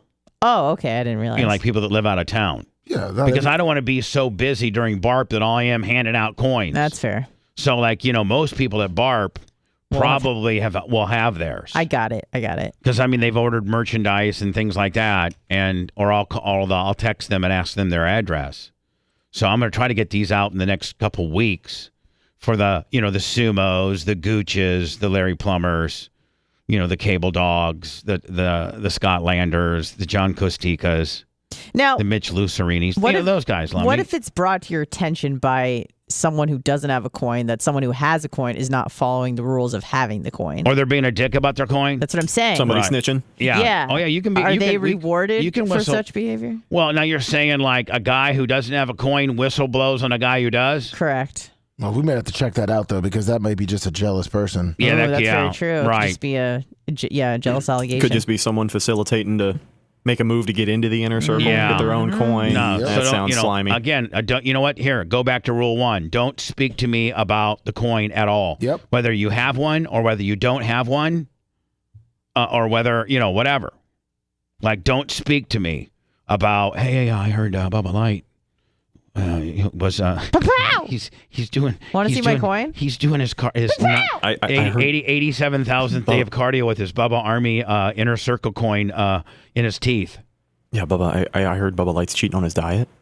Does that? I heard Bubba Light it's missed like cookie dough. I heard Bubba Light missed a day on his cardio. I think he should take his inner circle card away. He's doing I don't cardio. know. Right. Jeff Frederick, 25 on the reviews. Venmo. I heard He Iggy, sweat all over the challenge coin. I heard Iggy missed a day of shoulders. I heard Iggy missed a day at the gym. You better take his inner circle coin away. I mean, it's a standard of excellence we got to keep up around here. It really is. And quite frankly, I mean, I'm here's what I'm most worried about is that, not everybody here is going to get one. No. You said it's going to be very difficult. and if, obviously, you'll know if you have one or not. So chances are most people here are not going to have one. So don't take it personal. Like, just don't. I just haven't spent enough time with you. This has a lot to do with time and trust, more so than it does, working with me or something like that. Like, Are show members eligible to receive a coin? Yes. Okay. But not asking for a coin. I'm just asking. Remember, the show isn't. The coin isn't necessarily about the show. The coin is more about my life, me. Yep. This coin's about me. And realistically, I guess the belt buckle's about me, and the beach towels are getting about me, and the straw hat's about me. Do work at the Bubba Army air freshener. I'm just the air. Don't forget to pick up that air freshener on your way on your checkout. It's just a nice little impulse buy real fast. It's only $4.99. And realistically, you shouldn't know who has the coin. Yeah. If they do it right. Right. Let's say Macho Man has one. We shouldn't know that he has it unless he's showing it off. Somebody sounds like they're projecting. Well, let's just be honest. I think you're pretty much probably locked in on one. Oh, I'd be so humbled if I was, but I'm just saying. I think. Yeah, me too. Lummy's a lock. Lummy and let's just be honest, where the rubber meets the road, Lummy and Dan are locks. I'm probably on it. Somebody choking or coughing or what's going on? Do you need me to get the Heimlich? Is Macho Man? Is Macho Man? I think Macho's mic might be on it. Picked me up. I'm sorry, I was coughing. Yeah, Macho. I do put Macho mics on. I think his switch is still on. My bad. If Macho's not going to be on mic, then tell me because I'll turn it off. Yeah, he's in the rack room right now. All right. So listen, I'm gonna turn Macho. Here's one of you're always in there unless your dog's pooping on my carpet. But I'm gonna leave if you tell me when Macho Man is on his mic or not, and if he's not on his mic, then tell me, hey, Macho Man's not on his mic. Or if Macho gets back on the mic, because I have it off, you got to tell me, hey, Macho Man's back on the mic. Okay. Can you handle that? Of course. Ryan Liquor, 50 on the Venmo, and FT Greg and Amy want to know what's the scent on the air freshener. Black ice. Oh, that's a good one. Which I don't know what does that No, smell like? it's a good one. They make the little trees in black ice, and that's the one that I usually buy. Oh, okay. Isn't that to hide the marijuana smell trees. a lot? No, it's not the marijuana. Why are you putting a marijuana? Way to go, Lummy. I don't think it has anything to do with marijuana. Well, they use black ice in a lot of rental cars because of a lot of people that smoke. Well, maybe it's a good scent. No, it's okay. Well, I'm going to open that up. I'm going to open this one up. I'm going to put it in my car. And Rhett knew about it. That's why I also thought about it. So maybe it's such a great smell that it covers up marijuana. Is that what you're trying to say? The ciggies. Lummy, that's what you're supposed to say. You're not supposed to say it smells like marijuana. You should say it's good for covering up marijuana. It's good for covering up. God, you're stupid. I'm almost done. You know what? I'm almost feel like not giving your coin to you today. I was going to slip it to you. Oh, really? Oh, that is a really. That's a heat getter. That's a clean. It's like a real kind of a linen clean smell. Nice. Nice. The best. This and the belt buckle will be up later today at Bubba Army merch, Bubba Army shop, or BubbaArmyStore.com. So yep, the Inner Circle coins are in. Nice. And I'll be sending those out. So Anna sent me a article about maybe I found this on my own. Oh, I didn't. Nope. That was me. That was me. The top wage earners from OnlyFans, and I've been told by a lot of people like the OnlyFans thing is kind of dying down a little bit. What? Yeah. From who? Because OnlyFans, because you and I don't live this OnlyFans world. We don't. But supposedly there's a couple of competitors that have come into this space. Ooh. Just like when Twitch was the original, then came Kick and Rumble, and and then just everybody's trying to get into anybody that's killing it in an exclusive, an exclusive niche part of the internet, you'll eventually you may be the only game in town for a while, but somebody's eventually going to come and try to undercut you. Right. So within the OnlyFans world, it never says what Paige Van Zandt makes. Who who are the sports women earning the most money on OnlyFans? Well, what about porn stars? Like rather than to make this about a specific group of sports athletes, why don't you just make it an all-inclusive, like all of OnlyFans? Why fragment it only into sports women or Olympic athletes or a race car driver? Why don't you just say, like, here are the top 10 earners on... Because I think it's unusual for someone who's an Olympic athlete to then become an OnlyFans all right, so star. so the sports on the yeah, I don't think it's going to seem peculiar for anyone to see just a porn star on OnlyFans. Yeah, Cardi B shaking her, whatever. Yeah. You're like, that's expected. Appreciate you guys crapping on my want. Sorry. If you guys could find me an article, I'm going to cover this one, but I'd also it would be interesting to know just the overall top 10. Like, what's those volumes, right? Yeah, I think Black China makes the most. I sent you a link with a statistic from 2022. I'm looking for 2023, but they said the account may not be updated. Black China, I think, earns the most, at least because we've talked about this before, and I think she makes like $20 million a month. Like, it's something ridiculous. Really? I think so. What I do only when necessary. They want about cookies. They want some kind of. I like cookies. I know. It's just. Yummy. All right, let me just. It's up top. I don't know what this is. I don't know what this is. Yeah. It's what you sent me. Look, this is what. Oh, look. Okay. But then it gives me this. Like, yeah. It gives. I need an account. I don't have an account to get in here. Let's see what. Hold on. Highest. They want you to sign up and pay to see info. That's. Yeah. Good job, Lummy. Really good link on that one, bud. Sorry, it doesn't give me on mine. I'm sorry. It's all right. This break gives Bubba time to Monty up on an unsuspecting member of the support staff. I walk up on him, I bear hug him, bite him in the shoulder. Jesus! Bubba the Love Sponge returns after this.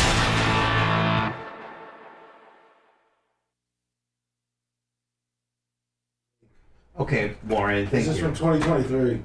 Thank you, Warren. Oh, that's right. It's Black China. And if you scroll down, it has a little chart that shows right there what they show by month. Bella Thorne. Dollars in month. Cardi So, B, okay, monthly earnings in millions. Yeah. In millions. Now, hold on. Monthly? Yes. In millions? This guy's Black China does 20 million. Hi, sweetheart. A month? Yeah. A month? I told you it was like 20 million a month. What Did you listen to me? Who is- No. Are you fucking kidding me? Shake your raisins.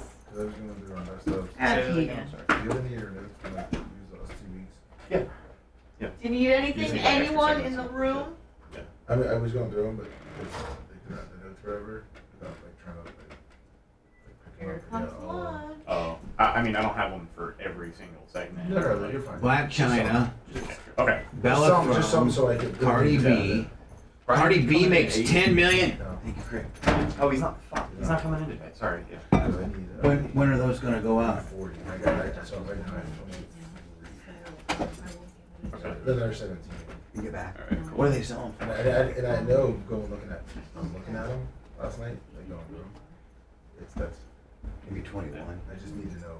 I have the dates, but I just want to know. I put it on to take pictures. Okay. I got you. I can say, Yeah. Yeah. I'll send it like last 2 weeks. what do we? And then I'll get you the notes I have. Yes. Can you Okay. You don't want this? You didn't have anything you were gonna send me for locals, did you? But we were gonna do that. Your dog's by my feet. Sorry. I don't care. Okay.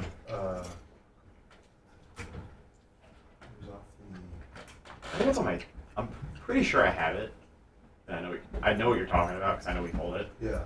But I'm just trying to think of some other stuff too. I mean, we don't need it right this very minute, but Otherwise, yeah. I'll send you that note stuff when we Okay, get back. I'll do the same. Oh, did you give a merch quick about that? Yes. Hold on. Don't let her get the best of you. What do you mean? Macho Man's created a fucking monster. She's sitting right by your feet, looking up at you. Yeah. Yeah. She smells it. She's a professional beggar. All right, well, get a hold of Crick. Okay.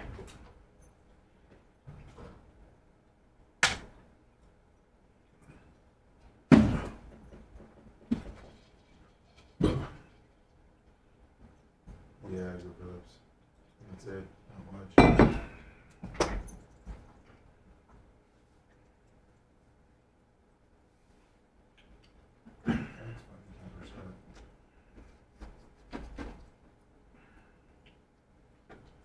What you eating, Bubs? I'm eating some fucking after meal steak. Or no, like a pork chop. Is it good? No. Look at this dog driving me fucking crazy. Scout. No, that's fine. He's fine. I just don't think I should give him any of this stuff. No, that's what Macho does, I guess. Scout. Fucking right.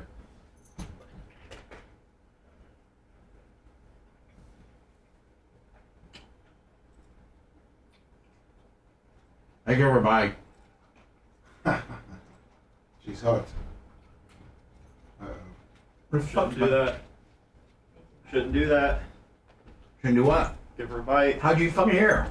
Huh? Well, we do have a hot mic on. Yeah, but I didn't think you're Johnny fucking, fucking. He's monitor. on it, I guess. He's got it. I got headphones on. I didn't think you're Johnny fucking Eavesdropper? Eavesdropper, Jesus. Yeah, she's not gonna leave your side. I bet you she'll sit in here the whole segment. Well, why don't you take her? Because Come on.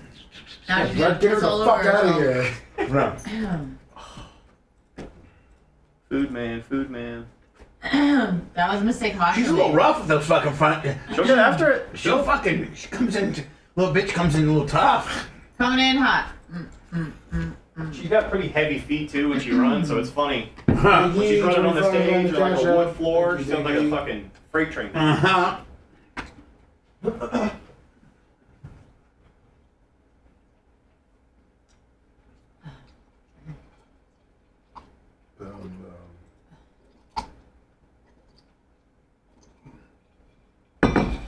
Oh God.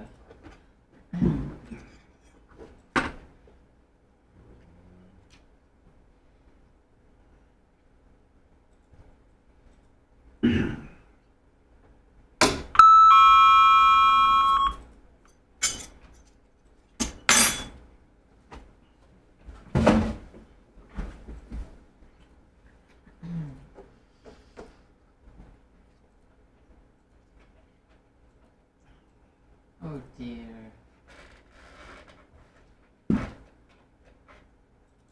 Try the Redeemer.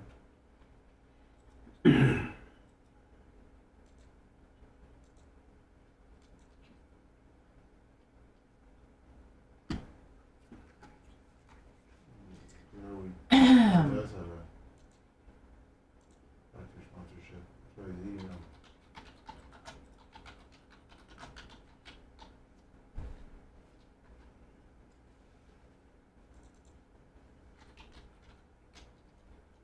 True Dutch Duke. Very true. Thank you, Ryan Liquor.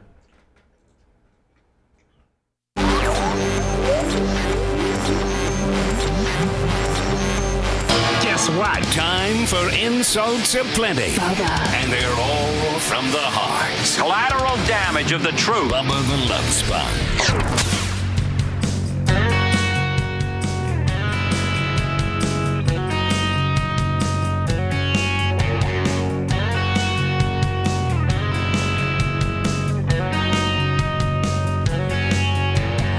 Some guys are hung, they don't even need to brag. They know they're bigger than you. Dr. Dan goes outside, pees all over Lummy's rims. He makes sure you see his thing too. When he's gotta pee, he goes to pee. He shows his genitalia. He's bigger than Jay, he's bigger than Steve. He dropped his hammer on you. Dr. Dan wasn't born with a silver spoon in hand. He worked his way to the top, y'all. And when the tax man comes knocking on Bubba's door, watch out, Danny's got a golden gears on. When he's gotta pee, he goes to pee. He shows his genitalia. He's bigger than Jay. He's bigger than Steve. This is Dr. Dan Diaco. Is you're probably like, listen, my penis is good enough. Penis. It's a workout for your penis. It's warm. Does it do it? Penis. Does my it do penis is as tan as my chest now. Penis. My penis is as tan as my chest now. Penis. My penis. It's warm. Penis. Penis. Penis. He's bigger than you. He's bigger than me. This is Dan Diaco. Dr. Dan.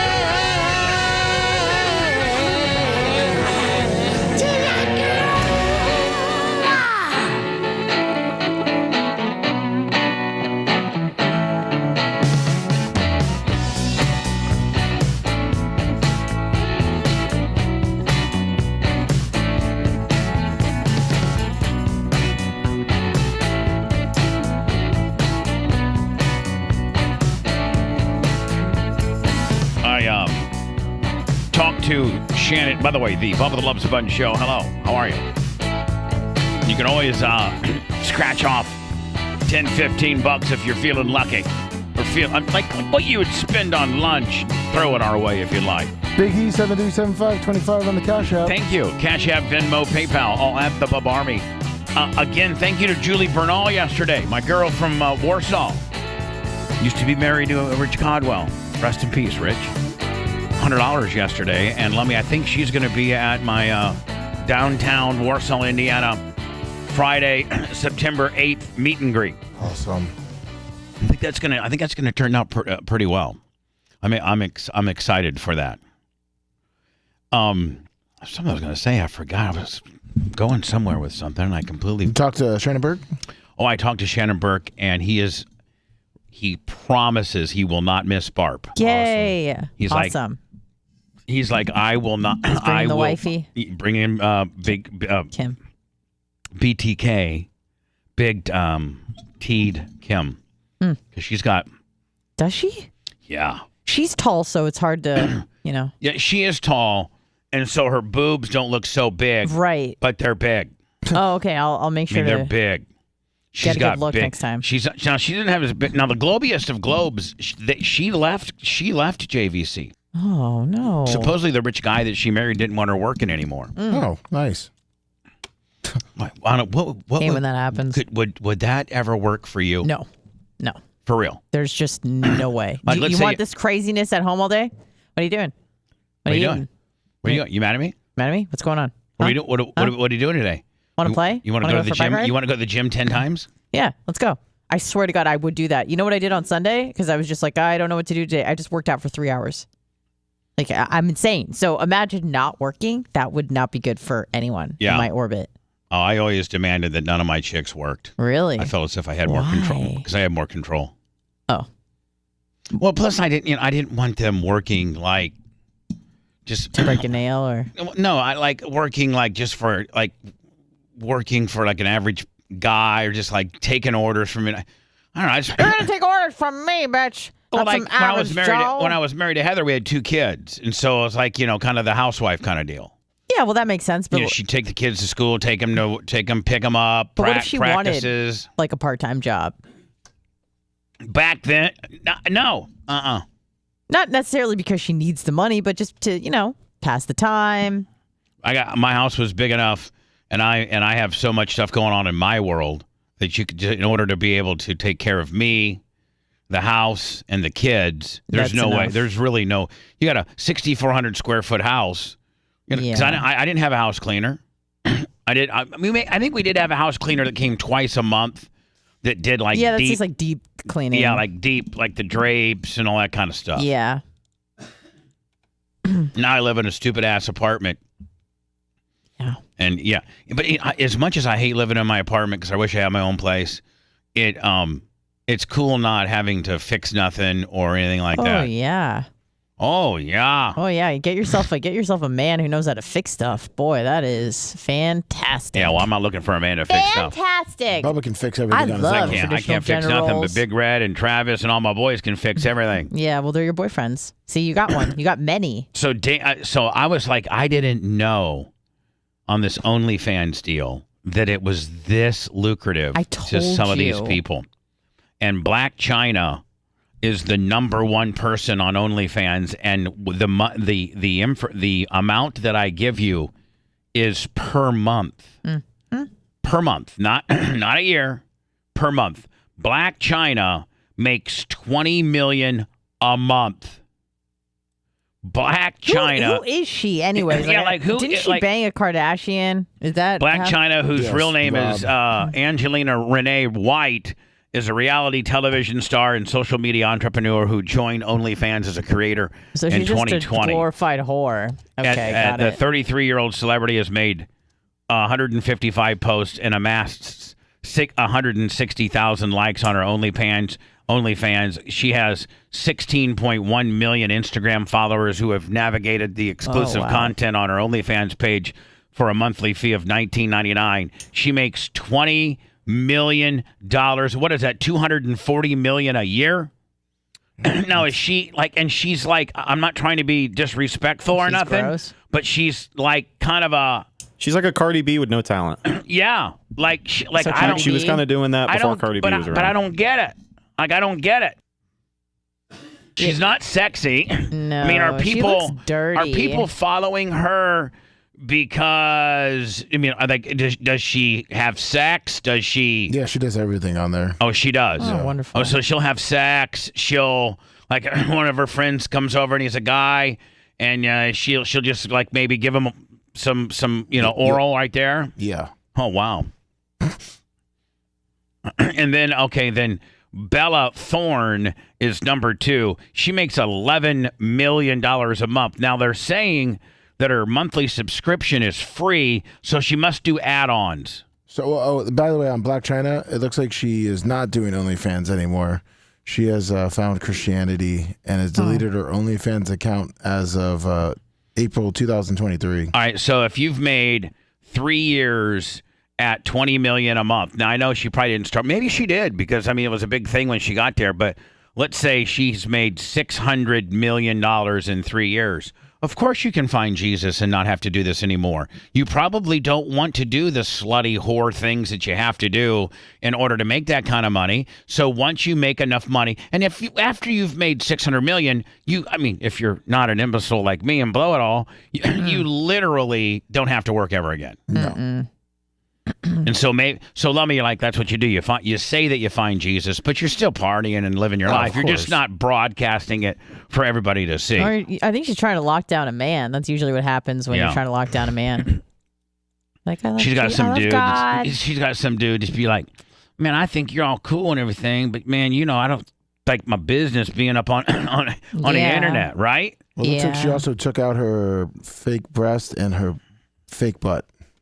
Like she got those taken out. Wow. Oh, the explants. So she's done. That's happening a lot. Anyway, Bella Thorne is an American model, actress, writer, and singer, and joined OnlyFans in August of 19. She posted a video montage of her Instagram account and announced her debut on OnlyFans. She instantly made headlines amongst being some of the first content creators and influencers on OnlyFans to generate $1 million in revenue within 24. So within 24 hours of her being on OnlyFans, I remember that. Yeah, she made $1 million. She has 24.3 million followers, and used to have a $9.99 monthly subscription fee, which amounted to about $11 million a month. However, her account subscription have been made free now. Instead of sharing nudity. The enterprising young singer and actress likes to share personal content with her subscribers and images. Oh, go home. Yeah. Well, we want to see your movies. Cardi B. Now, Cardi B makes about $9.3 million a month. She's so gross. Cardi B, the WAP rapper, also signed up with OnlyFans in the summer of 2020. Her primary purpose of launching her OnlyFans was to address rumors, share behind-the-scene footage, and the WAP behind-the-scene footage of the WAP video, and share some bits about her personal life. Although she has only posted 6 times since then, the rap artist has attracted 81. So she's only posted 6 times, and she's got 81 million subscribers. What a bunch of sheep. What a bunch. Yeah. Our society is stupid. Is this Tyga? Tyga, he's a rapper. Yeah, and is he blasting bitches? I think it's more like BTS, like behind the scenes stuff. 7.69 million a month. Mia Khalifa makes 6.2 million a month. Now I hate her. Is she just a rapper? No. No, Mia she's Khalifa a was porn star. She went to Florida State, and she's a very anti-Semitic. Oh, is she? Oh, yes, big time. Really? She's a 'Cause Lebanese American. I know she is, but she was on ISIS's hit list. She's making $6.42 million. She was the one who Come wore on. the hijab during a sex scene, and I think she got banned from Lebanon, Are they and trying to she's kill on her? the ISIS hit list. Yeah, ISIS came out and were like, if we find her, we're gonna kill her. Well, number 6 is "Cash Me Outside, Bitch." The Danielle. bad Barbie. Yeah. Bad Bobby. Cash Me Outside. Yeah. She makes $52 million a year from OnlyFans. I mean, good for her, I guess. 52 million. She currently has more than 16 million subscribers, and it comes to no surprise that she's managed to make so much money with her R-rated app. And then it just goes on, and it gives like the top people, and it looks like now this one here is number 11. Melia Mandel. Yet another example of a non-celebrity account. OnlyFans is made to top blah, blah, blah. She's a British model gifted with looks and over 1.1 million followers. She charges a monthly fee of $20. Wow. And she makes a month 1.5 million. So what is that? That's what? 15, 16 million bucks? Jeez. That's pretty good. However, she's believed to have amassed a considerable following, only posting adult content on her page. So they're saying that she might be kicking it out wide too. Yeah. I always thought she kind of had to kick it out wide in order to make any money on OnlyFans. On OnlyFans, but it looks like you don't. Not necessarily if you're just like a celebrity. You know? You just got to be. I think you just got to. That's probably where you should be if you're a super celebrity, and you don't want to be a porn star or do sexual acts. Like if you were The Rock and you just did a whole bunch of behind the scenes stuff, people would probably go subscribe. Every workout, he's got his own personal gym. Mm-hmm. Yeah. And so every workout was, you streamed every workout, you streamed, your cheat meals. I've watched those, obviously. But he gives all that away for free on Instagram and stuff. So he's probably, I don't know. Now, I think he's good with money. I think he's getting enough money. He's getting $50 million. Right. To just sign the dotted line to a. I saw a Rock contract where this was about maybe 2 or 3 years ago, Lummy, and at that time his upfront fee was like $15 million, but then they had all these provisionals as to if he listen to this I forget which contract. It might have been like one of the Fast and Furious or something like that. And he got like $15 million up front, like 2 or 3 or 4 points of the movie on the back end. And then he got to promote the movie. He would get like $1 million. They would pay him $1 million per. Like you got as the movie, as the people that own the movie or financing the movie, you got like 3 social media mentions for free. Like, don't forget, I'm going to be in the brand new, Fast and Furious 66. Don't forget, Rock. And you get like 3 of those for free, and then every social media past thereafter was going to be like $1 million. Jesus so if you Christ. want, that's pimp. It sure is. Like most people's like, man, sign me up for the movie, and I'll use my social media, strength to help promote the movie, which will make it successful, which will make me more money because I got money on the back. So Rock's got a show up appearance fee at that time, $15 million. 3 or 4 or 5 points on the back end, and then I'll give you 3, Insta, Twitter, little gimmicks, and then everything thereafter is $1 million per post. Those are the real pimps. Those are the real pimps, are they not? Kevin McKenzie on the Venmo and Big Man 02825 on the Venmo. God, I thank you so very much, fellas. Early part of the month, you got now officially a month and 5 days. Allow me to get your money in. To qualify for BARP. Next Tuesday we do the Hall of Fame finalization? Yes, it is. Yes, sir. And I don't want people mad at me about that, and I don't want people mad at me about these Inner Circle coins, okay? Got it. So I am so wanting to see The Sound of Freedom. But I'm not going to go to a movie theater. I'm just not. I just can't. I'm sorry. I can't. Cannot. I just can't. Not that I'm a germaphobe or anything like No, that. you don't want I to pay just- money. Well, I get that. Hey, look at me. Come on now. Doesn't have anything to do with the money. It has Yes, everything it to do. does. No, it does not. Why would you want to pay? If you can? It's also just the environment if you want to be comfortable in your Right. home. I don't want to go. We've become as Americans so spoiled that I want to stay in my place on my recliner and watch this movie. I don't want to go to the AMC 18 and sit in a standard movie. Erica, push pause. I got to take my pills. Got to go to the matinee because, by 4 o'clock, I don't remember nothing. And so, but I can't get a good cop. I gotta. We're working on it. Okay. And by we, I mean not me. I just your team. You say your My team. team of experts. Your IT, the Anna IT team. Yes. Right. My team of experts are working on it. Well, do you notice now since The Sound of Freedom, the movie has come out, you're seeing more. Like in the last couple days, I've seen where various government agencies are really cracking down on trying to find sex traffickers.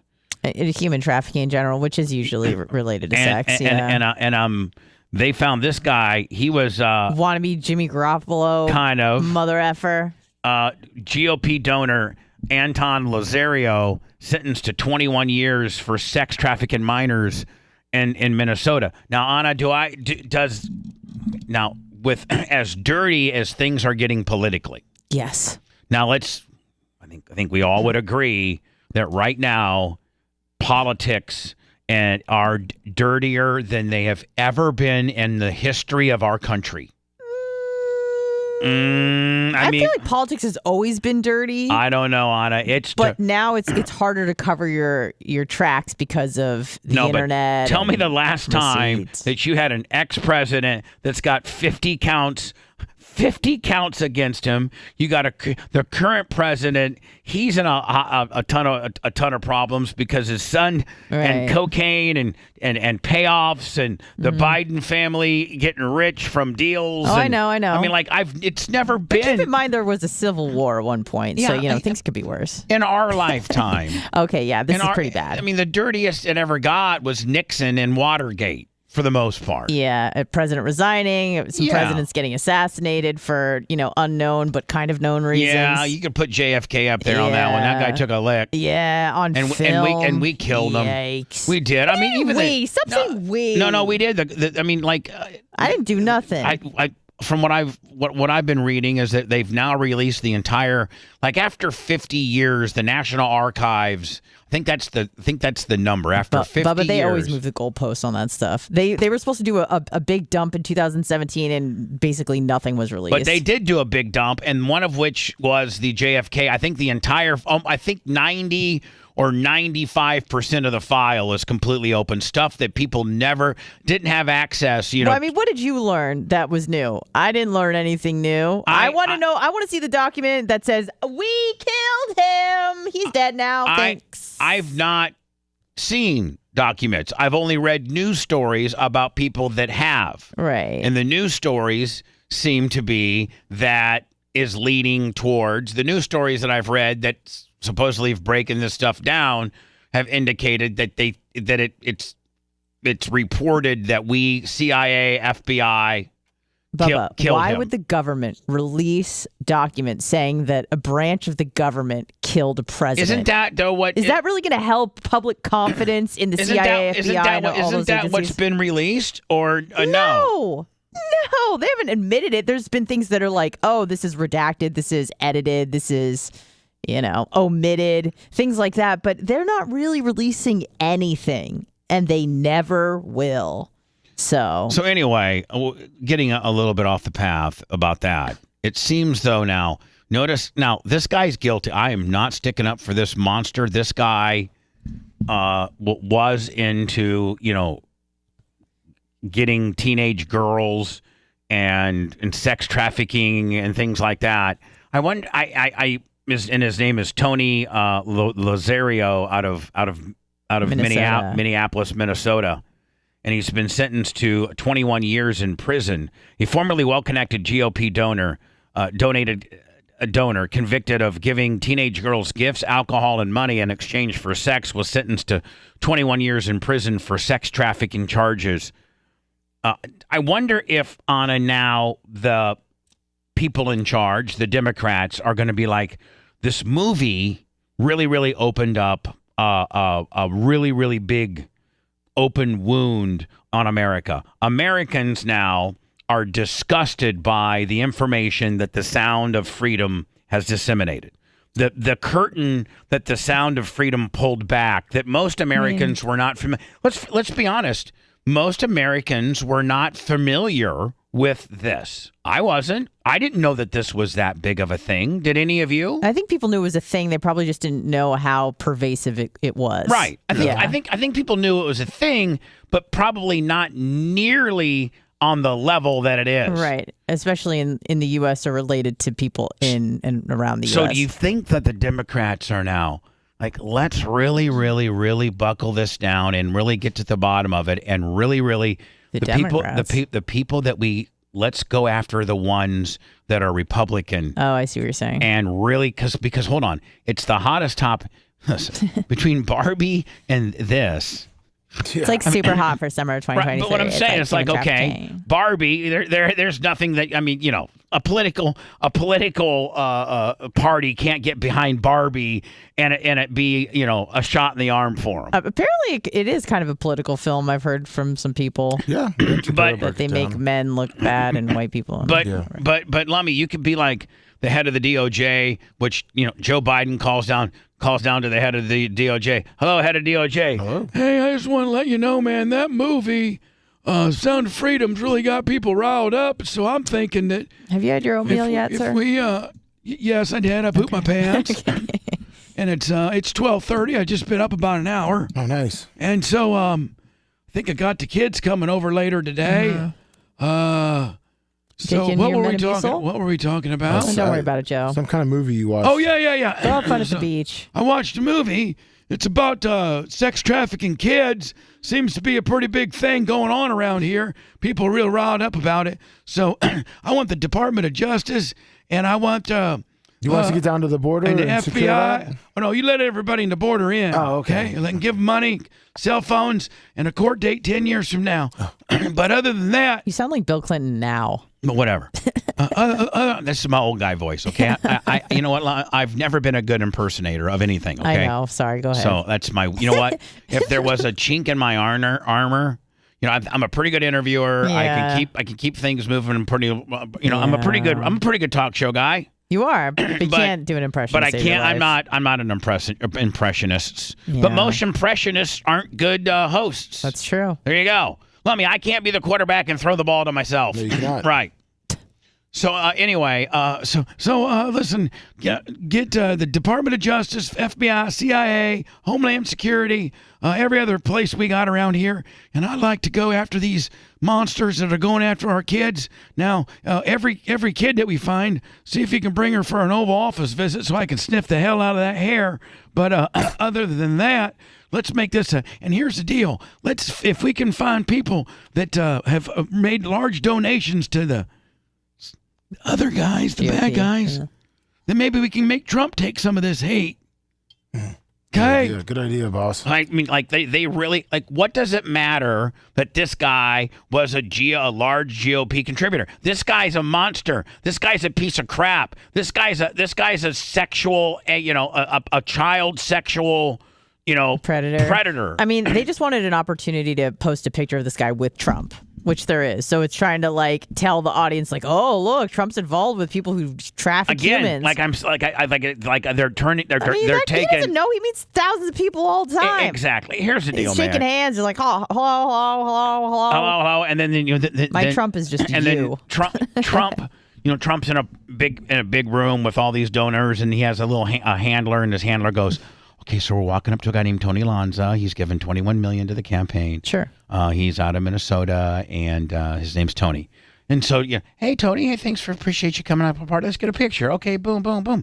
People don't know. Yeah, just snapping pictures. Him being a GOP donor doesn't have any significance on his sickness. Yeah, but you know that because you have a brain that works, but a lot of people don't. Dr. Dan's Moving Onion Maker on the Venmo 10. That's what I'm saying. So, Anna, the political part, it's such dirty politics. Yeah, but now we can point it out, like, because we're logical, rational, and reasonable, so we can see stuff like that and go, oh, they're playing dirty games, no problem. But a lot of people are morons. No, no, not a lot.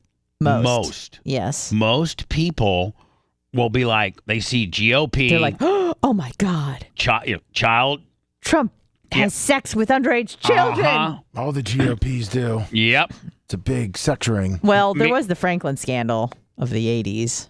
Yeah, well, I mean, there's Jeffrey Epstein, too. Yeah, who was involved with everybody. He didn't care.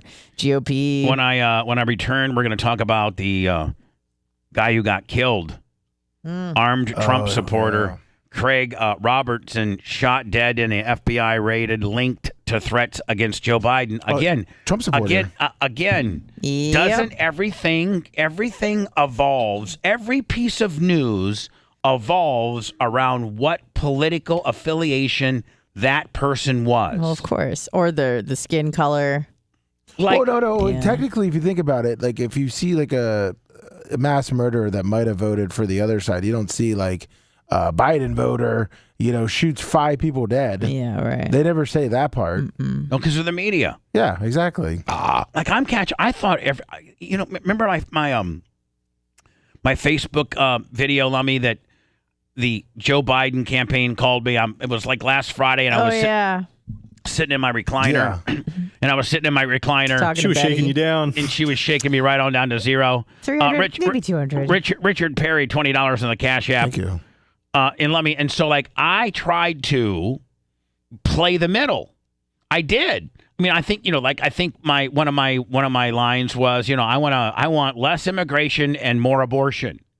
And I want, to be able to go to the abortion clinic, but then be able to go to buy a handgun.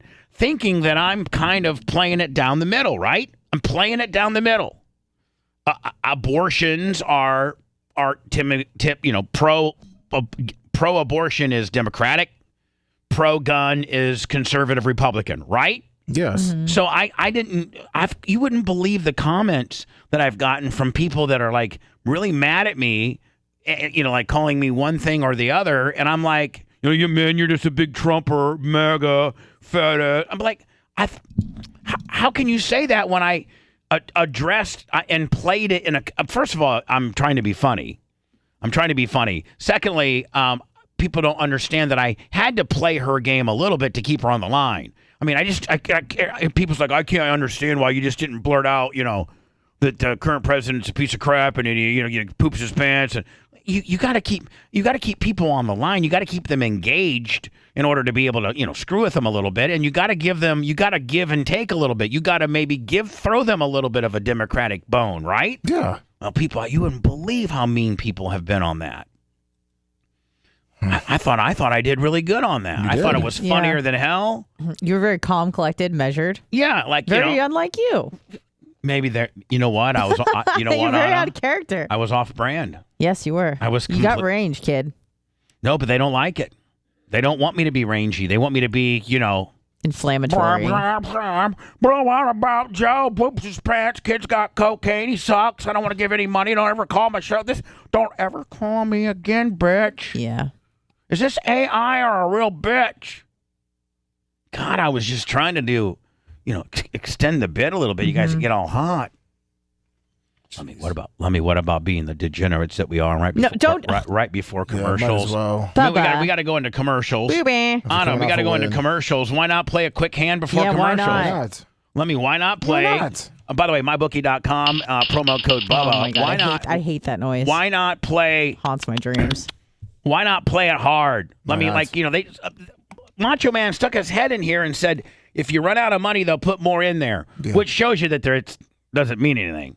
But I told Macho Man, why don't you have him put real money in there? Yeah. So if me and Lummy would play differently if it was real money, Lummy, we'd be playing with 5s and 25s. Exactly. Would we not? Yeah, and we'd be winning. We're only big gluttons right now because we know this is Monopoly money and it doesn't mean nothing. That's right. Here we go. Shut it. Everybody be quiet. Oh, God. No. Lummy, they've been screwing us lately. You got to hit it. Well, you quit. That's not bad. 17. Yeah, but they got a 20 all day. We're down to another 5 Gs. There you go. Oh, look at that. See, I need to be more positive. Yeah, see, positivity. One more hand, and we're going into commercials. Okay, That's right. Anna, don't. By the way, for those that have a gambling problem, make sure that you always know that you can call 1-888-ADMIT-IT, and they'll help you through it. We're up 17,900. I don't think we have an issue. We don't. Oh, Lummy, the book says that we lost. The book says we're big fat losers. Yeah. When he flips over a 21, we're feeling good with a jack. Yep. We flip over a 6. We're like, oh God, nut puller, and then they throw over ace with a 21, and we're down to $37,994.69. Still up though. Another break gone horribly wrong. Dude, you are sick, okay? Just go see a doctor. Bubba the Love Sponge returns after this. It's me. Hi. I'm the problem. It's me. What's up, chat? You want to have a little chit chat?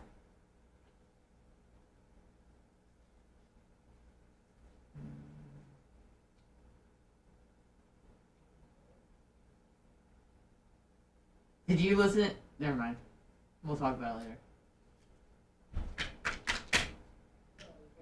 I like how I just edited myself before I said something dumb, which is very unlike me. Most of the time I'm very impulsive.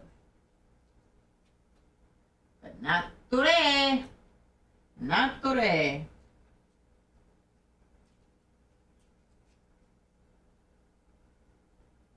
Hungover. Bubba Army Mom, what is up? Trick is the knees. Good morning. I haven't had a sip of alcohol in 6 weeks. Until this Sunday. It's all about to go the fuck down.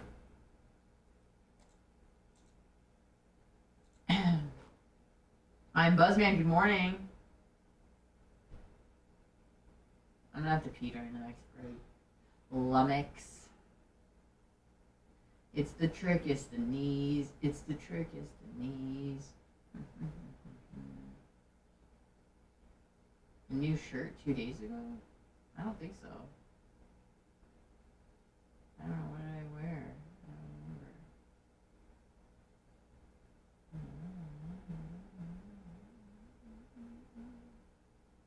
I think it was just the blue Bangkok one, because I got that when I was in Thailand. Good morning, country girl. I probably could gargle oil 34. I'm sure I could make some money on OnlyFans. At least I hope so. That'd be so sad if it's like I'm making $8 a month or some bullshit. But I probably could make some money. But you know what? You're gonna have to kick it out wide, babe. Yeah, but you know what I have that a lot of those people don't is a dad that loves me. So that's kind of what's stopping me. You know, what's stopping me is shame. You know, a lot of people don't have that. Don't you know? We live in a very shameless society. Don't you know what's stopping me is shame? Don't you know? Good morning, Sicilian. Don't you know? Yeah, I don't want to bring shame to my family name. I have a reputation to keep up as not a whore, so I'd like to keep it that way. Don't you know? So, yeah, But don't. But hold on now. Can I give you the flip side to that, please? Yes. So you're not doing OnlyFans, and because you have, you don't want to besmirch the great name, and you have some pride in yourself and whatever. Yeah. But if you could just like maybe go topless, like work out topless, or show like What's a up, little John bit. Bostica? You're not letting me finish, please. Sure. Thank you. And you just like show your little raisins when you're working out, and then like maybe a little bit of your kitty, but not like a lot of your kitty, just a little bit, just like little glimpses of your kitty, and then that donk. You maybe, like the. I think I would rather. No, hold on, let me finish. So like just they see your nice ass, and you make $1 million a month. You're not fucking, you're not sucking, you're not doing any of that stuff. You're just kind of giving them a little glimpse of some cute girl nudity, and you can make $1 million a month.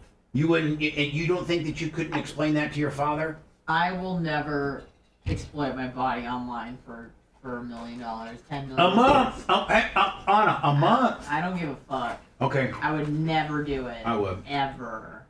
Like, I honestly just couldn't live with the person that I've become if I did something like that. So. But if you're into that shit, by all means.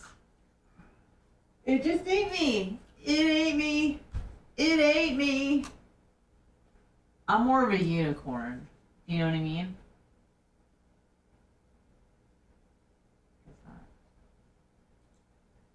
I'm more of a...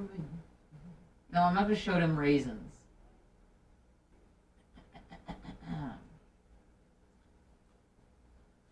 Listen, if you want to suck a little dick for some money, by all means do it. Live your best life.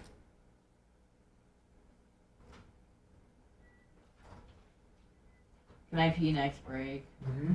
Thank you. God bless. Oh, you're Diet Coke? Or is that the matches? Macho man. I really want to see Beyonce, baby. She's coming to Tampa on Wednesday.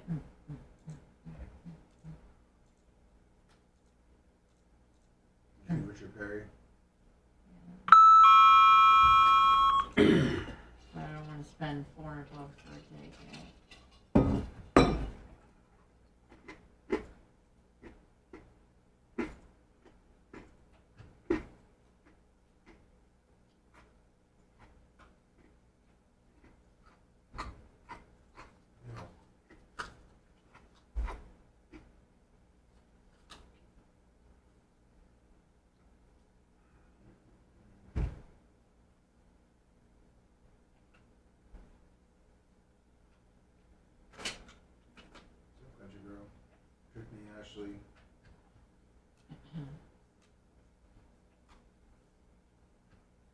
Holy shit, you should see this news anchor, Lummy. Fuck me. Oh, look at that. She's kind of got Megan Kelly vibes. She's got Chicago. She's got everything I need and more. She's got a huge job. She's got everything I need and more.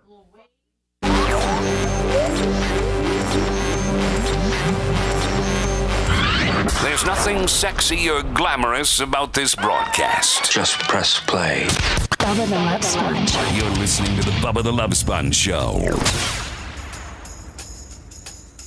As we get a little closer to the date, the U.S. Nationals, the NHRA U.S. Nationals, I'll be doing a meet and greet at the SCAG display, and I'll also be doing one at the Fatheads merchandise trailer. Much love to Alan and Don from American Eagle, American Coach, I should say. Much love to my buddy Randy from SCAG. Josh from NHRA, Rico from Fatheads. We'll be having a great old time. I've actually had a lot of Bubba Army reach out and say, hey, I'm going to the U.S. Nationals. I've been going for years. When you give me the details on, when and where on Saturday, I'll come see you. So I think there's going to be a good turnout on that. Thank you, Bubba Army. Thank you, Alan and Don. More information on the American Coach and the American Eagle RV situation. I'll give you some more information on that. Love it. I don't know how many Bubba Army could. Well, I think they're pretty diversified. Not only do they make like the $2.5 million ones, but they also make I think they own. I don't know if the maybe the Coachman brand. I got to see what they have, like a cheap, some I don't want to say cheaper, but inexpensive brands, like that 31-foot, RV that's a pickup truck frame that they turn into RV. I think American Eagle and American Coach are owned by the Rev Corporation, and they got like all types of umbrellas under their brand. I'll get into that as we get closer to the U.S. Nationals, but I'll be there on Saturday at the U.S. Nationals, Indianapolis. Hopefully the Bubba Army out there. Actually, you should probably go to BubbaArmyMerch.com and order you at least a hat or a T-shirt, because that's how you show your Bubba Army, Lummy, is you have a T-shirt or a hat on, right? Yes, exactly. So then I'll be doing Friday, the 8th little Warsaw, Indiana meet and greet. I'm going to be in Columbus for a few days too, but I don't know if I'm going to do I think Sumo, Sumo doesn't like people for the most part. Sumo's really, he hates people for the most part. Kevin Burnett, $30 on the Venmo. Thank you. So there's a story about this FBI raid and this guy that supposedly was a Trump supporter. The FBI killed him. Yeah. But did he have a gun? Was he threatening the president? So. Yeah. Was he in like the general proximity of the president? No, I think he sent messages. Okay. Well, anyway, channel 32, Fox 32 out of Chicago. I sent you our Instagram. You did? Yeah. They got this news reporter. My Lord. And we have some breaking news. The FBI has killed a Utah man who made threats against President Biden ahead of the president. Now, Anna, is that hair? Are those extensions? It's hard to tell. I think yes. But that's probably her hair probably goes, but these are extensions, aren't they? Those real so. gold gimmicks. It's a visit to that state. The man was shot early this morning as agents tried to serve a warrant at his home in Utah. He's identified as Craig Robertson. Robertson posted this week on social media that he was planning to get out a camouflage suit and, quote, clean the dust off the M24 sniper rifle.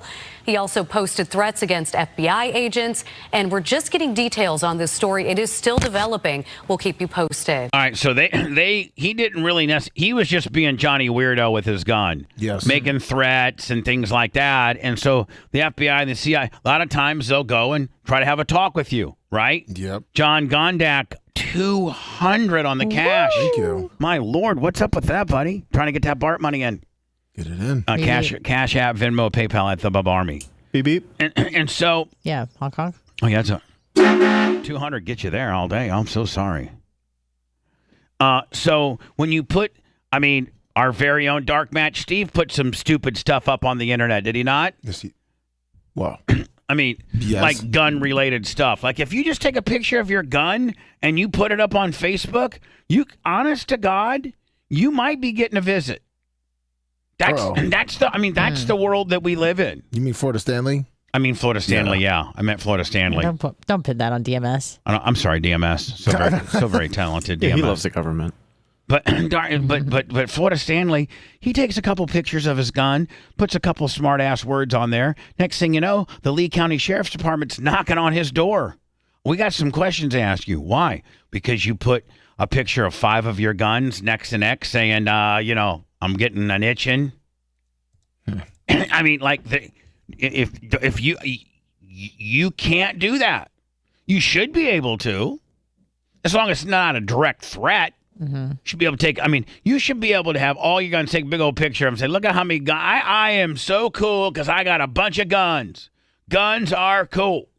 But man, if I got to think in today's world, man, I used to have an extensive gun collection. I had to sell them when I was at my lowest.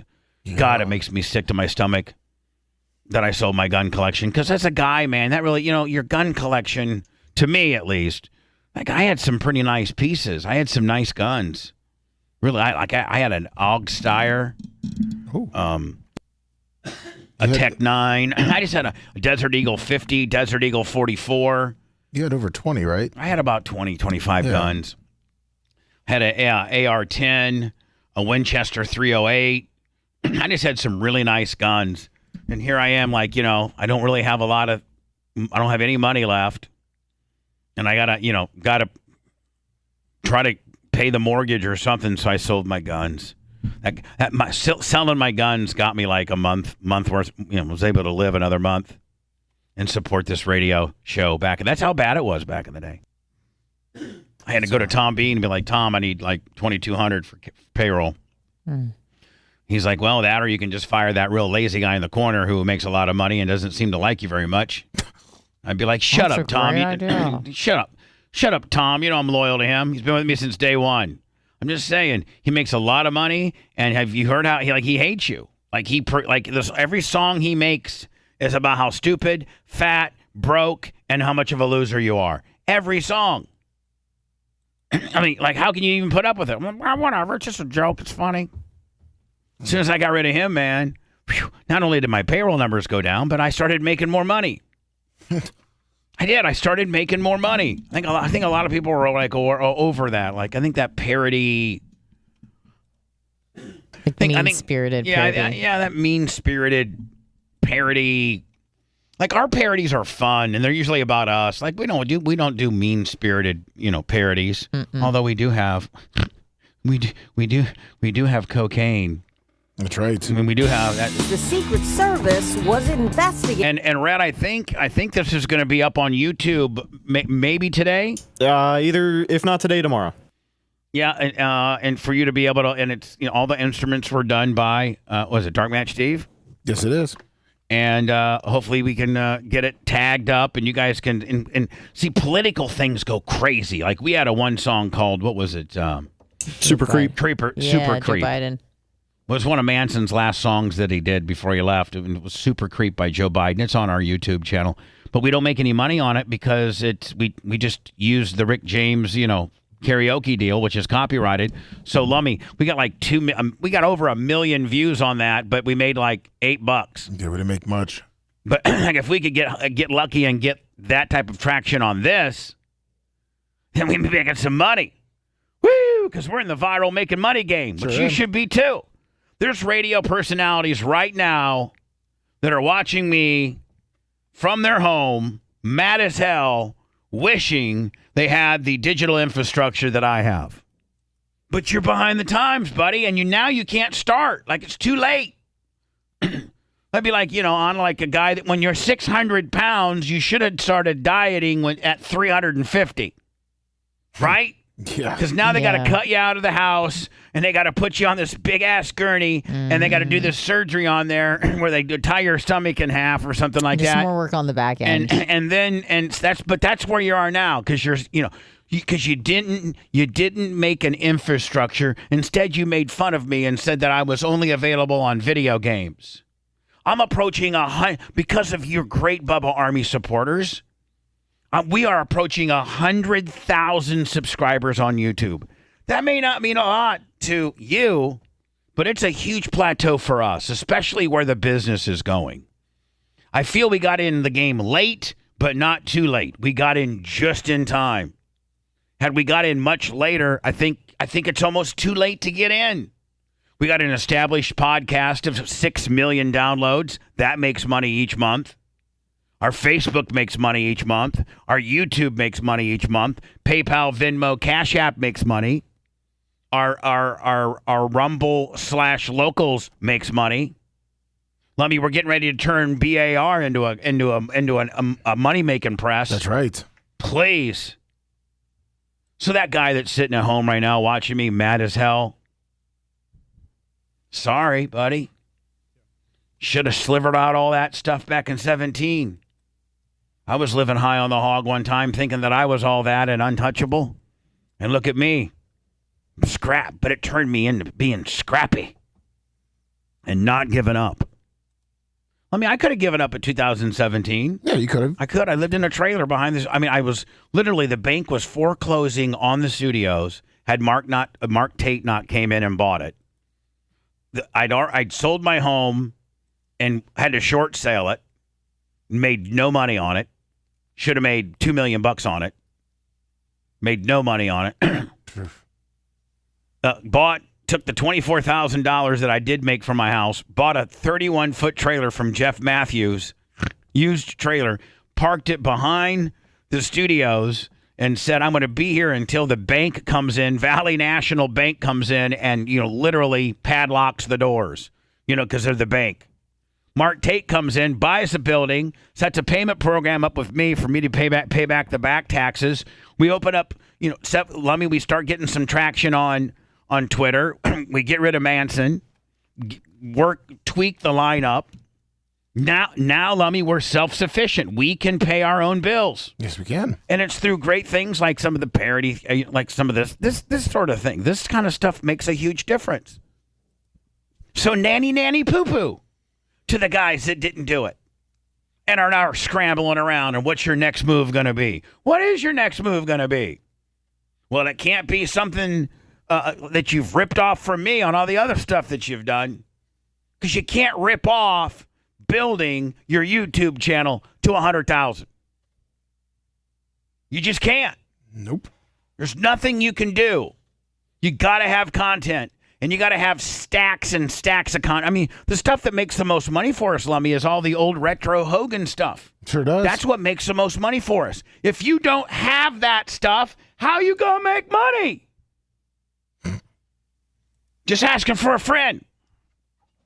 The Secret Service. So this goes up today or tomorrow on our YouTube channel. Cocaine just steps from the Oval Office. You Bubba Army, man, you got to be like our little soldiers. Once this song gets posted on YouTube, then you got to go into all the MAGA and all that, just all the forums of people that potentially might hate Hunter Biden and share this. That's how it gets and goes, viral. That's right. That people they're like, oh man, I gotta share this. And then it gets as a recommended watch. And then, Lummy, you start making some money on the deal. Sure do. Hell yeah. And even on the hottest month where our power bill was $2,100. Yikes. Macho Man's cold back there. Yeah. But it's also, we're in the middle of the most brutal. I think this is one of the most brutal summers ever, is it not? Last month was the hottest month on record. There you go. Record for the whole world. The Secret Service was investigating the shocking discovery of cocaine just steps from the Oval Office. Conservative media is pointing the finger at the president's troubled son, Hunter. This was all unfolding in between visits from the president's son, Hunter, a recovering drug addict. You can tour the White House if you give him an ounce of cocaine. But it got shut down when somebody found his cocaine. Secret Service evacuated parts of the White House yesterday. Hunter likes cocaine. You identified Hunter Biden was paying prostitutes related to a potential prostitution ring. Is that correct? Yes or no? Yes, that's correct. They won't prosecute when he buys prostitutes and cocaine. The D.C. Fire Department confirmed it was cocaine. When they impeach Trump, he celebrates with a bump of cocaine. Hunter Biden had written off payments to prostitutes. Hunter likes. I saw you put the Roseanne Barr. There were deductions Alex for what we Stein believe to be escorts, link up. and then that $10,000 I watched a little bit of it. I liked membership that was for a sex club. His computer got hot while he was high they did? on cocaine. We'll come up, find out, we'll come back with it. All right. We'll write this into words, all right? All right. And we'll come back with it's the first day of school and the Roseanne podcast, all right? Hunter likes cocaine. My son, like a lot of people we know at home, had a drug problem. He's overtaken it. He's fixed it. He's worked on it. While Joe sniffs minors, Hunter is snorting liners of cocaine.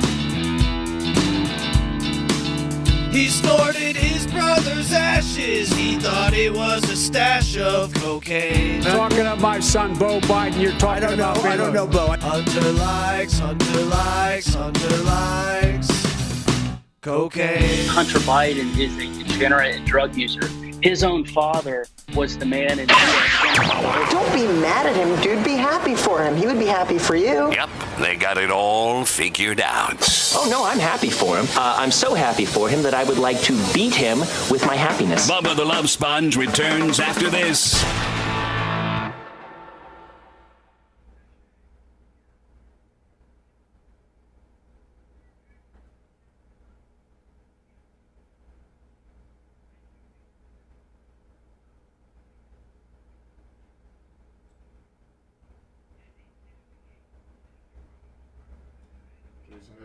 Probably they don't spin off.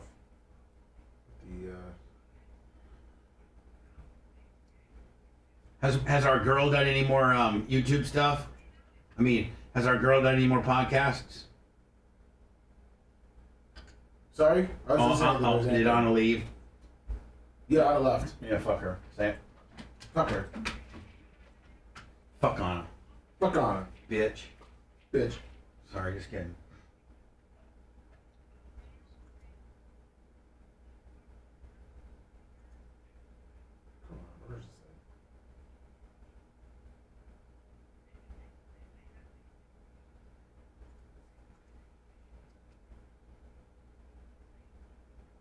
We're number 2 in the world right now on the podcast. Yes, we are.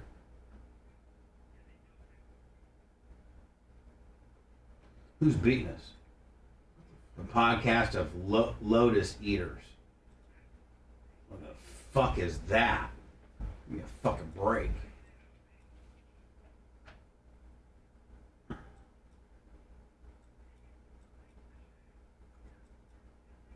Hello. What's up, Rumblers? I'm with you right now.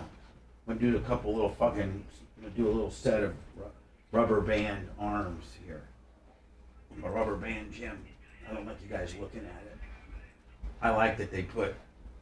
I like, Lemmy, that they put like that screen right there, so we can have a little privacy. You know. Yeah. Because sometimes my balls itch, and I want to like scratch my ball or pick my nose, or adjust my balls. Or sometimes, Lemmy, do you ever like go down and grab your balls just to make sure they don't smell? Yeah, like of you course. do a ball smell check. I do that. I go jiggle my balls and then make sure that they're clean. Like, and if they get a little swampy, then I better get home and get a shower or something.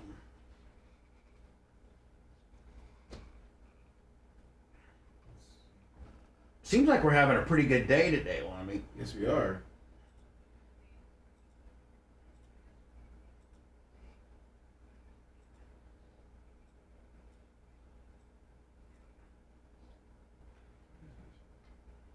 Morning, Jay Kosteka. What's up, Kosteka? What's up, my little fucking Valpo Willie? Where's he at? Is he on YouTube or Rumble? He's on the Riz? He's on the Riz. No idea what this is at. This is not the fucking right. I'm doing shoulders right now.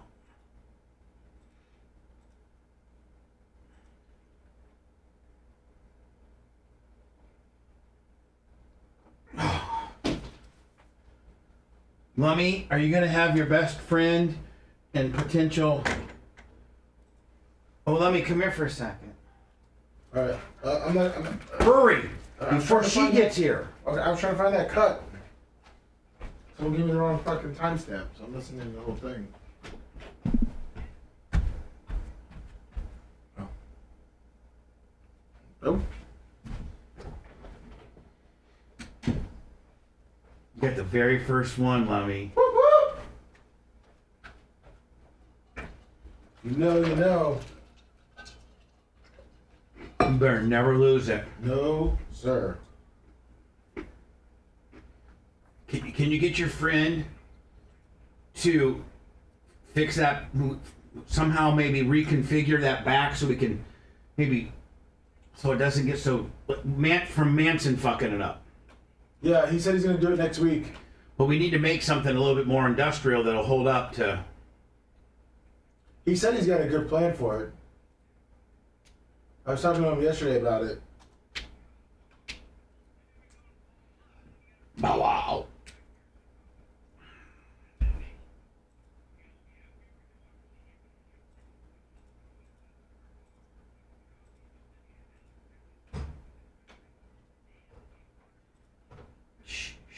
Oh, this is 101. Lummy. Yes, Bubba. Shh.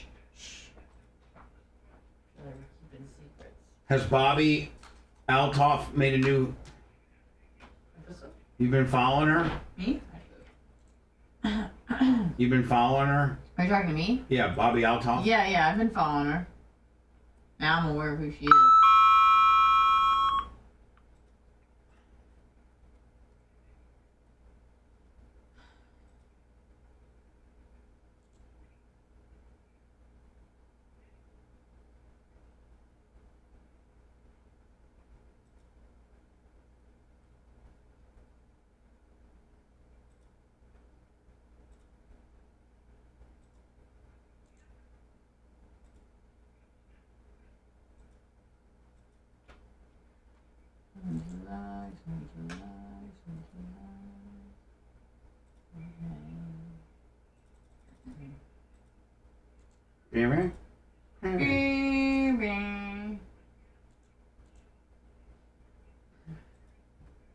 Revolution.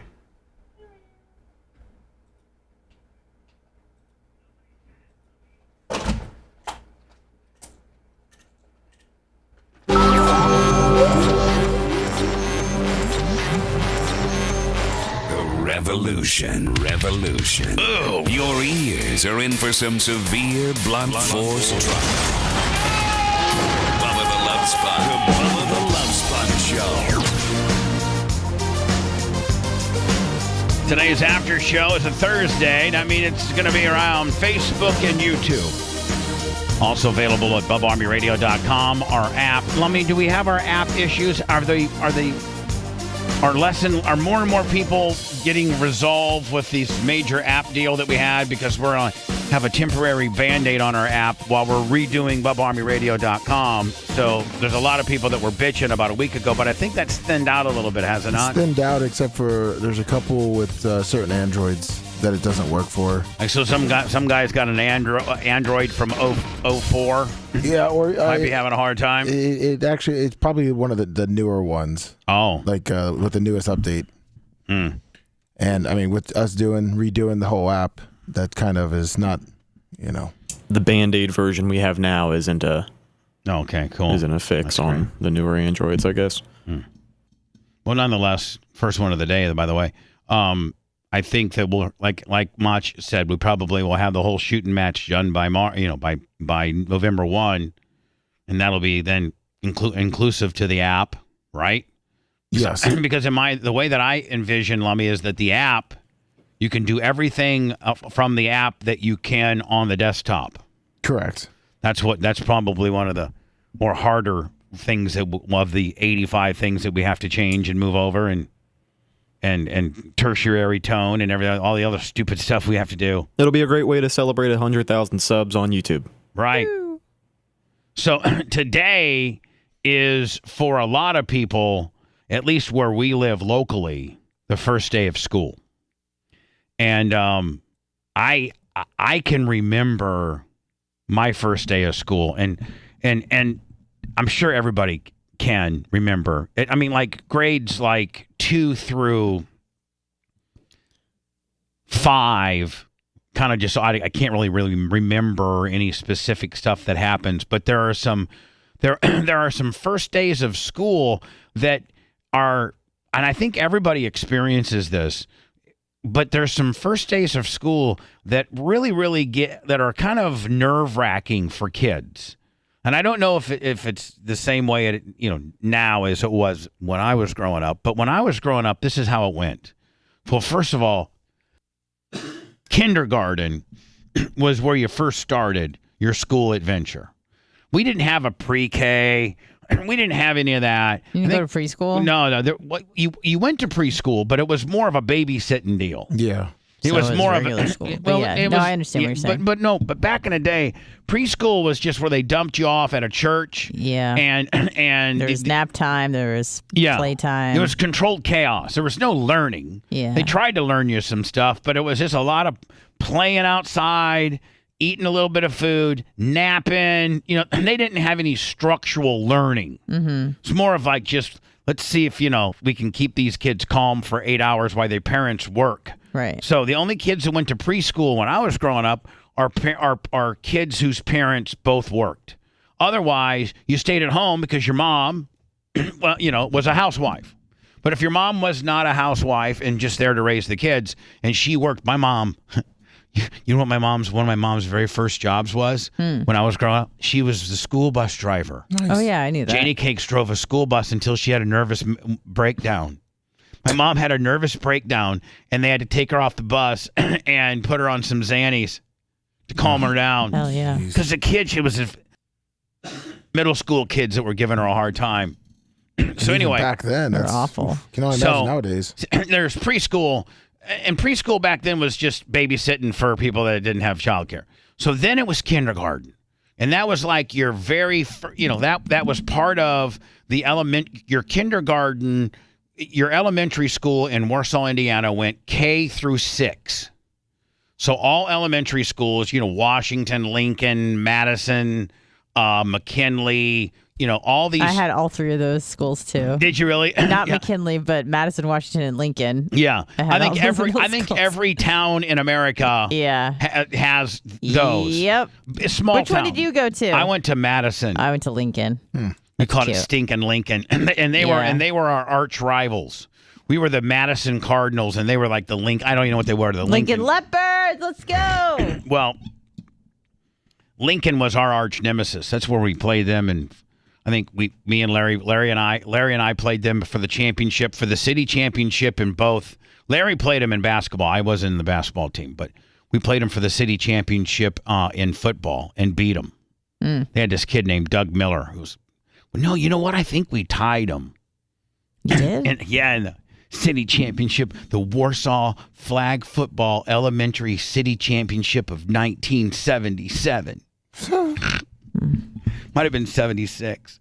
Jeez. But so all the elementary, the way the school system was set up in Warsaw is that K through 6, you went to elementary, and it was the same school. So the really only anxiety of meeting brand new people was in K. So in K, you were going to be exposed to all these new people that you never had seen.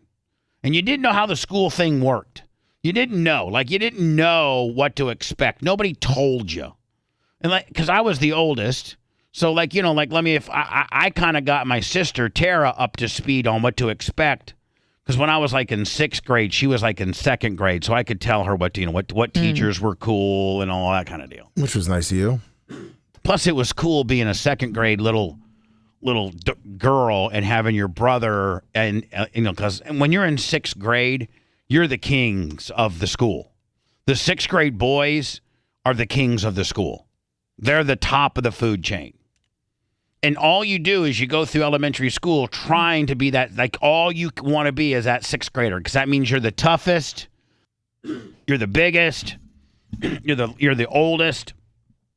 So your kindergarten, man, you're really flipped out. Like, you're really flipped out. I remember going to kindergarten, and that's where I met Larry Plummer for the very first time.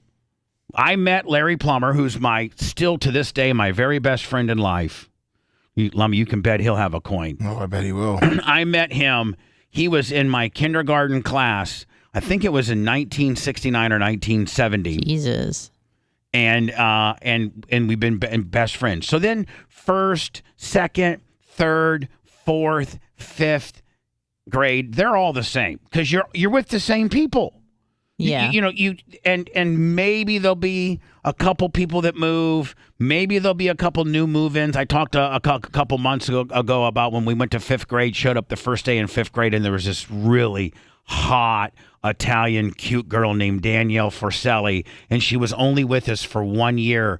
I think her dad, I don't know why. They were moving all around the country, but she moved to Colorado or something like that. But we had her for 1 year. But for the most part, K through 6, you're with the same people. Yeah. Sometimes I got a new student or a new friend, because they were escaping war-torn country, so that was fun. But it'd be very little of that. Yes. So Vietnamese kid here and there. So then you go to 7th Maybe Nigeria. grade. And in Warsaw, 7th grade was in its own facility. It was called the middle school. Just one grade? Well, no, 7th and 8th. Oh, and 8th. Yeah. So Warsaw had, when I was going through the school system, they had the most messed up thing ever. They had middle school was 7th and 8th, and then they had their own 9th had its own school because they thought that they're at a separate facility. Yeah, at their very own place. And their reasoning was 9th graders are too old to be in middle school and too young to be in high school. And so they it's kind of I didn't. Did they just call it junior high school? No, they just called it the freshman high. Yeah, it was freshman high. One grade. Yeah. So when you go to 7th grade, in my journey of today, obviously is the first day of school. That's why we're speaking about it. But in my journey, kindergarten, tons of anxiety, all new people, and then you spend 6-7 years with the same people. You know every one of them. Like Michelle Thompson was like the hot chick in our school. And, I'm take that back. Lori Howard. Yeah. Lori Howard was just the end all be all. Lori Howard ended up being the end all be all all through our entire clear up until we were. But she got pregnant at 17 and really ballooned up, right? No, she didn't. Oh. She was. Because I always loved when that happened. But hold on, Anna. You know. Oh, where are they now? No, Lori Howard was never a cheerleader. Well, she was a cheerleader in middle school, but I think that she kind of got over because Lori Howard was so hot on her that when she was like an 11th grader, she was dating guys in college. Like that's, you're hot in high school as a girl when you don't even have to date the guys in your high school. Like you're going to, college dudes are sweating you. Right? Yeah, and breaking laws. Yeah, probably. But I'm just saying, but when you're a junior in high school and you're a girl and you got college dudes sweating you, I mean, why are you going to deal with, why are you going to deal with any of the stupid boys in your school when you got a guy that's got a nice car and he's rich and he's in college, come picking your ass up? That's right. Yeah. So Lori Howard was on that level. Probably daddy wasn't around. I'm not going to get into Lori Howard's dad deal. Yeah, it's okay. So I don't know. It was a small town. I think the dad was probably around. He was Paul. His name was Paul. Blast everyone. Paul Howard. Okay, sorry. And so in 7th grade though, Lummy, you get all of a sudden now you have 8 or 9 of these elementary schools that are feeding into the middle school. And you're a 7th grader, and the 8th graders have already been there a year and been picked on because they were 7th graders, and now they're the 8th graders. And so the 8th graders automatically are trying to, the dudes like Gary Puckett, Neil Fribley, and all those guys, they're trying to be mean to a 7th grade guys because they got mean. The year before, they had to go through it. So it was all a big hierarchy on, how tough and how, athletic and how cool you were. And so 7th grade, all of a sudden now you're getting dumped in with, 9 elementary schools from the year before that were 7th graders that are now 8th and they want to pick on you because you're stupid ass 7th grader. And then, Lummy, 8 or 9 other elementary schools that you didn't go to are all now getting dumped into a big ass school with a lot of people, and then that's a lot of anxiety on it, trying to fit in, and you stick with your Larry Plummer and a few of your friends, but then you try to become friends with a couple other people. No, you don't. You just try to stay out of everybody's hair and just stay under the radar. That's what I did. But see, we had we had sports, Lummy, that kind of kept us together. Of course. So then you went to 9th grade. Then you went to 8th grade, Anna, and you were you were trying to beat up the 7th graders, and you just put up the whole year worth of hazing and all the 8th grade boys, trying to be. Or maybe you still got hazed because you played the French horn. I don't know. Yeah, or you had braces and you played the French horn with a big nose. Yeah. I'm just saying, in prison. Lobes. Yeah. And not sexual at all. Not at all. Nope. And then you go to 9th grade in Warsaw, and then you felt kind of at 9th grade, you're like, this feels weird. This almost feels like 6th grade again. I'm with the same people. Then you get thrown into the Warsaw high school system was 10, 11, and 12. Then you got thrown in as a sophomore, and that's probably. Because now you got kids that are 2 years older than you, and they really want to, bullying. Lummy, there was hazing. Oh, yeah. There was so much hazing and bullying that went on back. I think far more so back then than now. Back then, you had to fight your way out of it. Now you can just social media and go to the front office and complain on a guy. Back in the day, you couldn't complain on a guy that he was bullying you. You just had to go fight. Yeah, you get beat up more. Right. You didn't go to the front office. You never went to the front office. I just want to let you know that Mike Clay is bullying me because Mike Clay would. There wasn't even an equation for being able to turn people in for bullying you. That wasn't even an option. Yeah, I hated rope climbing too. I could never do it. Me and Larry Plummer were the ones that always had to hold the bottom of the rope for the skinny guys that could go way up real fast. Yeah. Lummy, you don't even tell me that you were a rope climber either. I know, elementary school I was when I was really skinny. Yeah, a small guy. Yeah, we had guys like Wesley LaRue and Doug Miller and stuff, and they would go. First of all, they would take their shirt off during PE. Of course. And that would be I didn't take my shirt off at PE. Did you, Lummy? No. Right. Sometimes my PE coach, though, he was the football coach. Shirt and skins. Yep. And he'd always make sure us guys with man boobs were skins. Exactly. And then you'd try to run up and down the basketball court, but you were more conscious about your man boobs, bobbing, that you really couldn't put the mental effort needed to have a good game because you were worried about who was watching your man boobs go up and down. Especially when the female PE class might have been in the gym the same time. Right, exactly. And here you are, man boobed Willie. And the girl kind of likes you, but then she saw you playing shirts for skins, and she saw you that you have bigger knocks than she does. Yeah, and then like Billy over there has a 6-pack, and she's all chiseled. Right. Doug Miller's over there, 6-pack, popping threes. You're covering your chest. And I'm down there, I'm running down the court with like literally my hands over my boobs, so that they can't see how big my boobs are. Always looking down.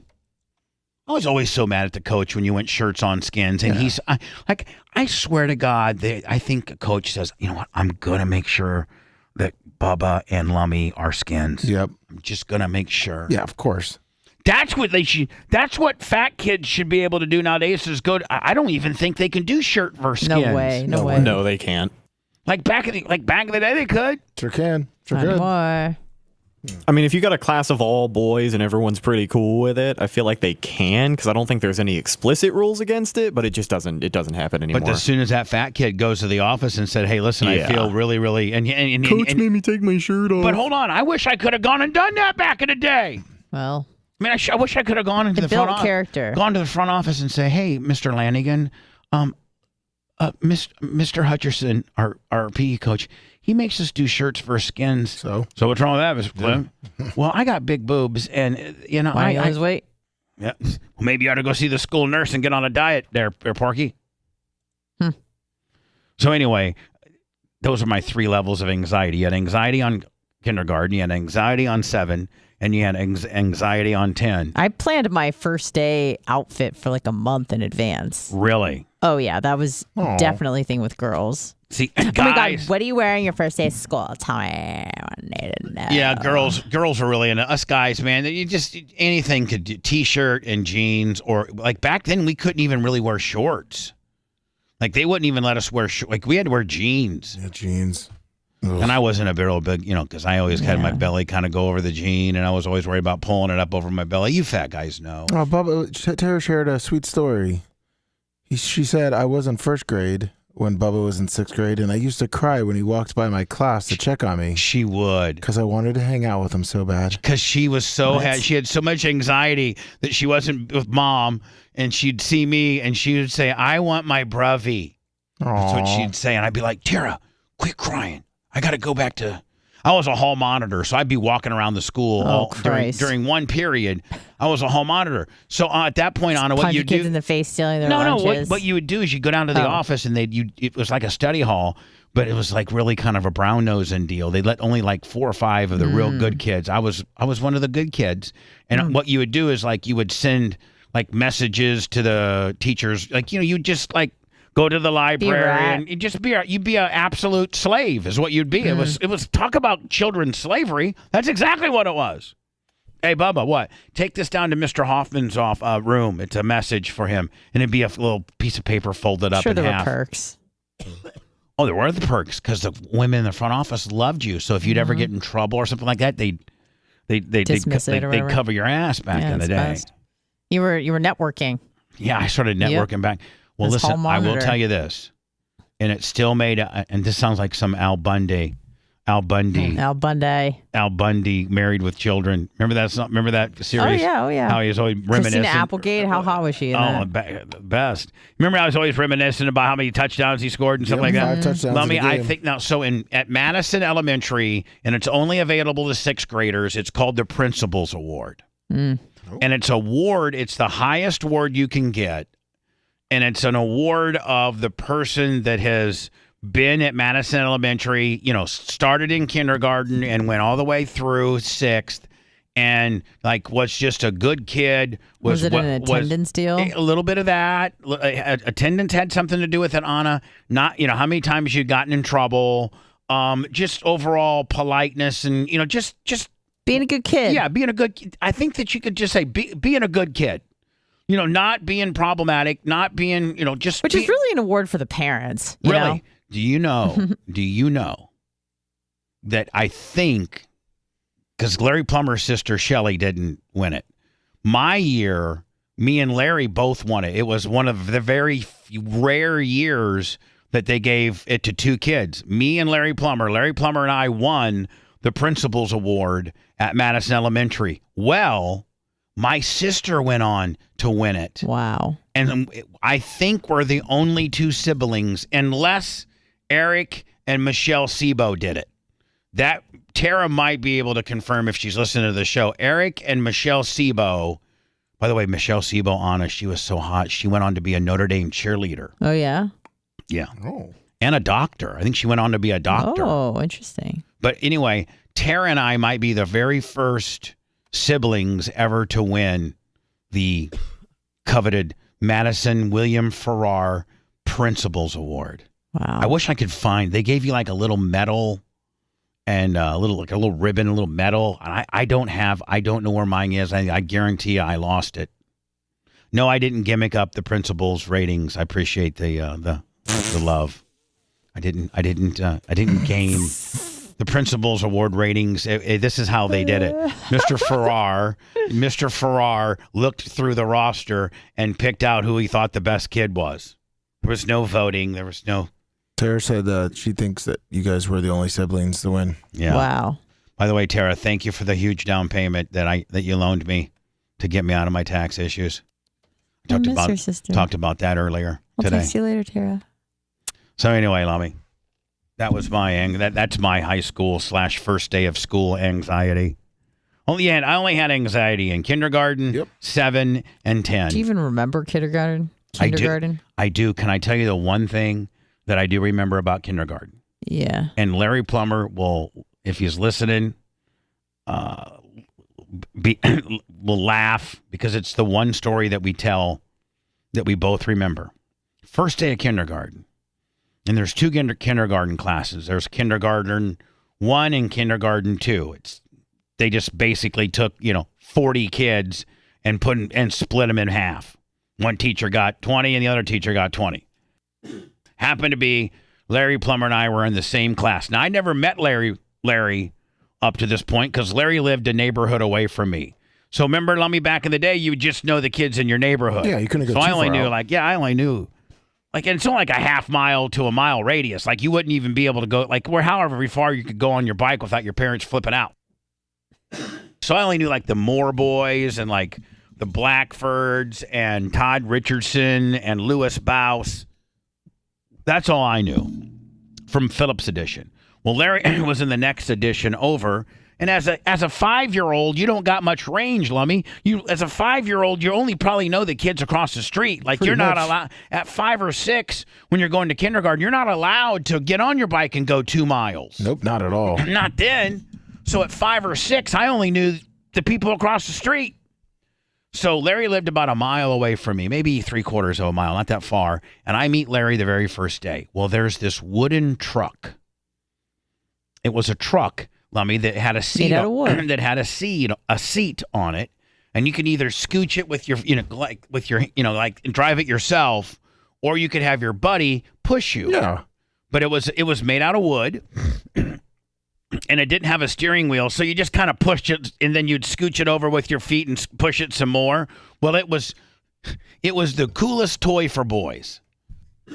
Now, the girls, they had these little playhouses and all these little, make-believe Barbie cook sets and all that kind of stuff. But as guys, we didn't have balls or foot because they didn't let us really go outside a lot in kindergarten because, I think you're accident-prone. So we didn't really have a playground. Oh, really? So we had to play inside most of the time. And the most coveted thing to have was this wooden truck. Well, me and Larry were both the two biggest, we're the two biggest boys in the class. So this is almost animal alpha instinctive. So first day of school, first opportunity to play. They acclimated us. Hey, it's kindergarten. Everybody raise Todd Clem here. Whatever. Gonna teach you about your ABCs, first lesson, and then here comes the first play time. Yep. Okay? Yeah. First play time. Well, I immediately go to the wood truck. Well, Larry Plummer comes to the wood truck, and he's like, I want to play with that wood truck. And I'm like, well, I already have it. I beat you to it. It's my wood truck. He's like, well, I want to play on the wood truck too. So we just kind of schemed that I think it might have been me because I'm probably more of a schemer than Larry is. Larry's probably more wholesome than me, but you know how I am, always skiing. Yep. I'm always scheming. I'm a schemer. Every day I'm scheming. There's people watching me from home right now that are calling me a big fat schemer. So, Anna, I turn to Larry and I go, I think I concocted this deal. I go, how about this? How about you be my new best friend and me and you are in charge of this truck and no other boys can play with it. So when you get the truck, you invite me to push you. And when I get the truck, you push me.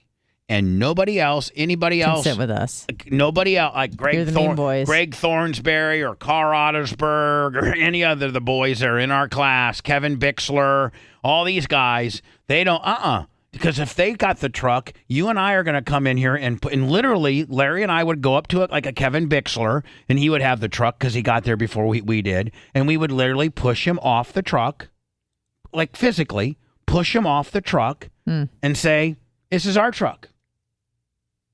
And then he'd be like, "That's we're like, we will beat you up. We will literally beat you up." It's like the Little Rascals. Kids. And that's how. And then Larry and I just, from that point forward, stayed best friends all through. But then the school system, Anna, you know how the school system, the teachers will all talk and stuff, like, you know. And so by like second grade, they had figured out that me and Larry were best friends and they needed to separate us. So like, I think first grade, we weren't in the same class because there was there were 2 or 3 classes as you know. First grade had 2 or 3 classes. Second grade had 2 or 3 classes. So there was like a 33% chance. They used to just do it by random. They would just go, randomly put people in classes. Well, by 4th grade, they had figured out that Larry and I were best friends, and they had to separate us because the more time we spent together, the more trouble we would get in. I see. So after 3rd grade, Larry and I never had the same homeroom ever. We'd only see each other at recess. Same thing happened to me and my best friend. So those teachers, they get together and they're like, you know what? Going into 4th grade, make sure you separate Todd Clem and Larry Plummer because they are best friends and they pack up and beat up and intimidate the little wimpy kids. Yet somehow you still won the President's Award or whatever, Principal's Award. See, Bill Farrar didn't know about the scheming. He just knew that we were good. He knew Janie Cakes too. I lied. One of my worst lies ever. Yeah. Was involving Larry Plummer. Really? Care to share? And I got to go into words, but wait till you hear this. Oh, I can't wait. 4th grade, and we're playing like basketball outside Lummy. Yeah. And there was this real nerd guy named Greg Ramsey. I think his name was Greg Ramsey, or his name was Ramsey. And he would actually, Dave Ramsey. Yeah. It was. Was he giving you David Ramsey. Financial advice? And so Lummy, me and Larry would always be on the same team, and David Ramsey would be the nerd over there, and he would keep score as to how. And so like we would be done with recess, and he's like, Bubba, you had 10, and Larry, you had 12 points and 2 rebounds. Like he'd have the statistics, like this nerd guy did. Stat Dave. So we're playing a basketball game, and this kid named Kevin Hobbs. It was either Kevin Hobbs or Harold or Jerry Hyde. Are you sure? It was one of the two. It was one of the. See, and at Warsaw there was, first of all, there was no black people, none. Oh, we didn't have any black kids. They weren't bussed in. No, none. There wasn't anybody. There was no black people in the town. Maybe they were on something. There were 2 people in town. There were the Churchills and the Cooks. Both great families, but they weren't in the Madison Elementary School system. So they were like in Lincoln or something. Yeah. So we didn't have any black people at Madison. None. Which I didn't even know what a black person was. Wow. Until I got to 7th grade. Oh. Really? Yeah, I mean, like I did. What was the first thing you learned? You're like, oh wow, there's people that have quite a much darker complexion than me. They're very good at dancing. You want me to be honest? Like spicier foods. Am I gonna get in trouble? I'm not. You asked me what my very first impression of seeing the very first black person in the what my very first impression was, and I hope I don't get in trouble. All right, we'll say it fast. Yeah. It was Sam Churchill, and it was 7th grade, and he was in my PE class, and he, oh my God, he had a whole nother gear. Yeah. I was like, my Lord, none of us can keep up with Sammy. Mm-mm. He was kind of awkward, never really an athlete, but he was fast as hell. Mm-hmm. So 4th grade, we're playing basketball, and I think it was Kevin Hobbs. Let's just say it was Kevin Hobbs, but it could have been Harold Marcelette. But there were like there was the middle class white kid, and then there was the lower class kind of hillbilly, always Triz, white trash, kind of not necessarily the best teeth, kind of shoddy clothes, parents, Wasn't like 3 of them? Wasn't there like a whole family of them? Yeah, there's a whole bunch of them. The Marcelettes, the Hydes, Mary Miller. Mary Miller had such bad body odor that so bad. Yeah, she was fat. Such bad body odor that you could smell her. I'm not exaggerating. If she was sitting where I'm sitting right now, Anna, you could smell her. Call her smelly. And it smelled Mary. like soured milk. Yum. And you'd So anyway, it was awesome because then you could just like fart around those people and just no, it was them. horrible because you had to sit by him class. No, but I mean like if you could just like fart and be like, "Ew, Mary, you stinky bitch!" Like and everyone believed you. And right? Yeah, well, whatever. You just never talk to them. They're like they're scummy. They smell. Ew. Yeah. Ew. I mean, kids have their own little ecosystem on how they handle things. So this is one of them. So Kevin Hobbs says something to Larry Plummer or something like that, and Larry Plummer says something back to him, and Hobbs, says something back to him, and I don't think pushes Larry or nothing, but Larry gets really, really mad and takes the basketball and throws it as hard as he can and hits Kevin Hobbs so hard in the head that he fell over. We thought that he had killed him. Like he took the basketball, like literally, Lummy, from me to you and threw it as hard as he could right into Kevin Hobbs' face. Oh man! Like open, like right on the face. Hobbs head. Like I think Spalding was right on the guy's cheek.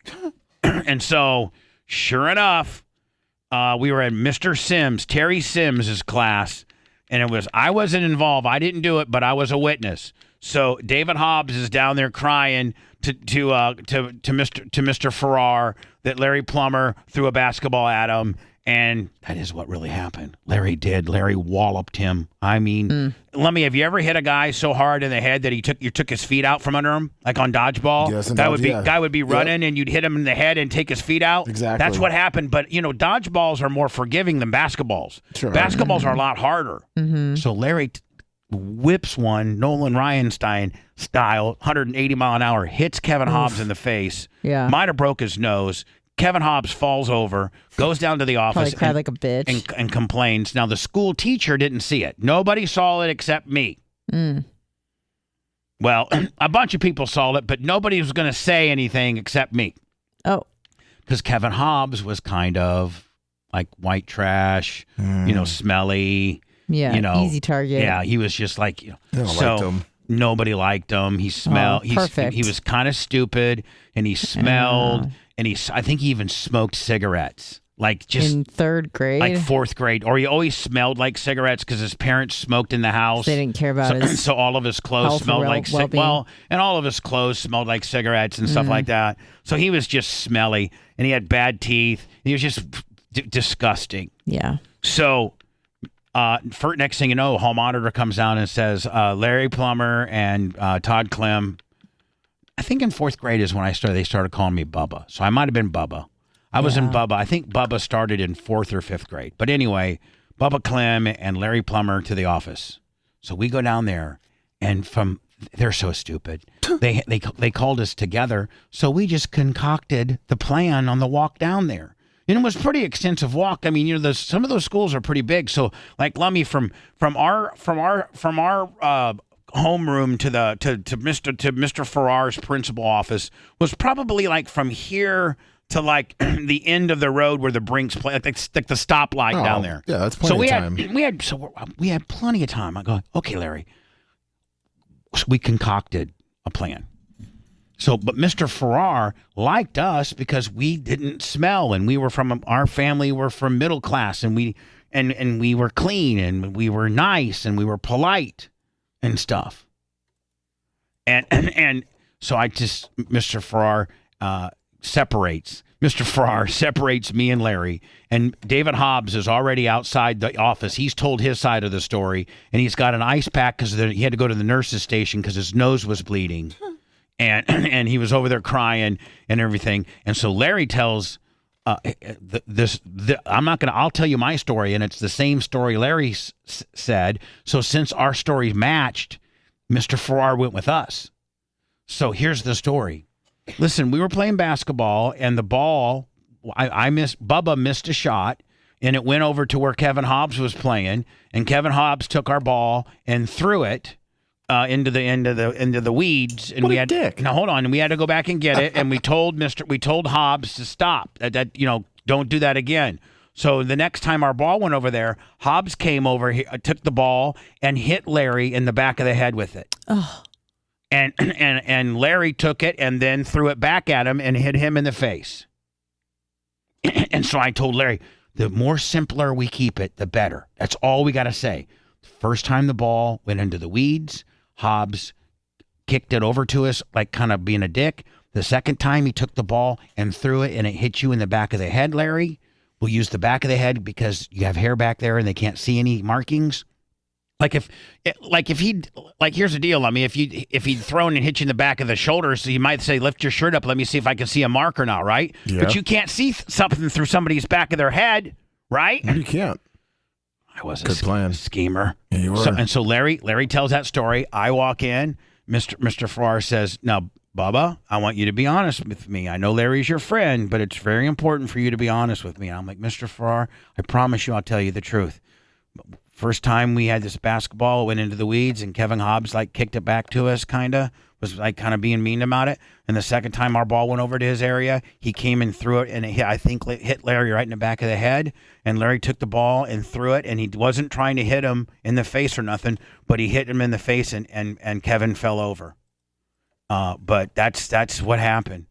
Next thing you know, Mr. Farrar tells us, me and Larry, you guys can go back to your classroom. And as we're going back, I feel so horrible about this. Maybe this is why. Maybe why this is why karma gets me sometimes, because I started lying back with Kevin Hobbs. I started carrying. So now this is back when they made you grab the table, and the principal, you got to think this is 1975, 1976. That's where you used to grab the table, and they would whack you. They would literally take a paddle out. And is that called corporal punishment? Yeah. And corporal punishment you. And so as we're face down, ass up. Yep. So as we're leaving, hit our kids. And Mr. Farrar had to leave. I think the protocol or the rules were he had to leave his office door open, and one of the secretaries had to witness it. So it wasn't like child abuse or anything like that. So an alibi. Right. So Mr. Farrar's door being open means you can hear more in the hallway. So he opens the door up and tells whoever. Secretary assistant to come in there. We're walking out of the office, and by the time we go around the corner, we hear whack, whack. He got 3 of them. Dang. 3 of them, and me and Larry are like, oh, you're laughing too. We're laughing too. Got a bloody nose and a. He got his nose broken and double lied about with a 3-whack Sounds chaser. Like you feel real bad about it. It's quite painful to listen. Children love Bubba the Love Sponge. the perfect combination of entertainment and education. Yes, it's quite painful to listen until the medication kicks in. The Bubba the Love Sponge Show. Action!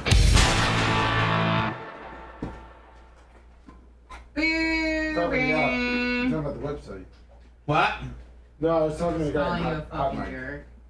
He's confused. I'm so excited. I just can't hide it.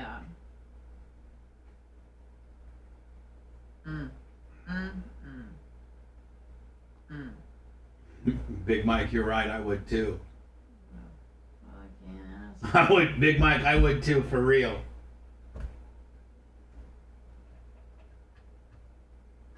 No, I'm very remorseful. That was not cool. No, But you know, but I was doing something. I mean, as uncool as it is, I had my boys' back. It was a badge of loyalty, was it not, Anna? It sure was. I mean, you know. You can't be ratting out your friends. You know, I ain't no rat. I mean, I'm not a rat. I wasn't a rat. But you were a schemer. A schemer. You're a dirty schemer. And you know, Bubba, you kind of still are. And that's okay. Embrace it. You're good at it. Ooh, s'mores. I'm excited for you to try those tacos. Probably want to bring some ketchup, too. Do you like Taco Bell mild sauce? That shit's so good. Yeah, I like hot better. But you don't really like hot stuff. I don't, but hot sauce. I mean, I'm pretty good.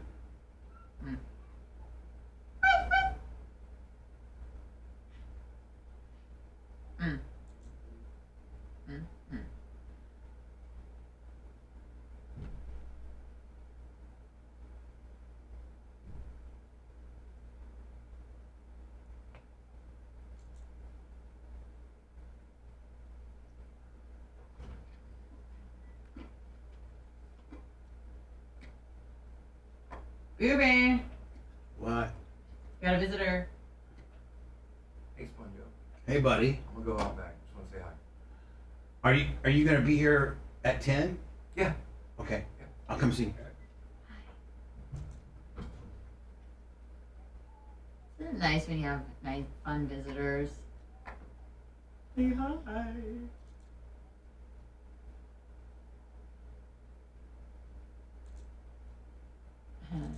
Your name, Booby.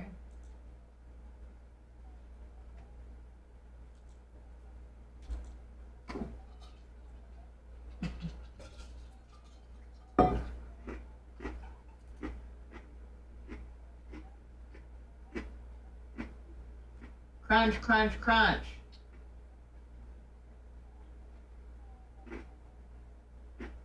What's up, chat? Oh, he's getting those birria tacos.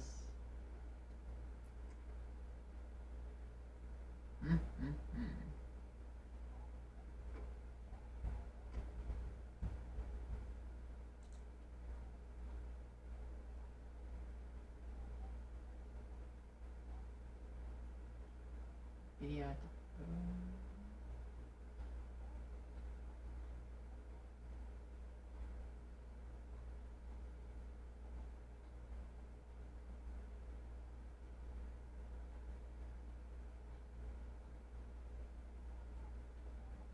Birria tacos.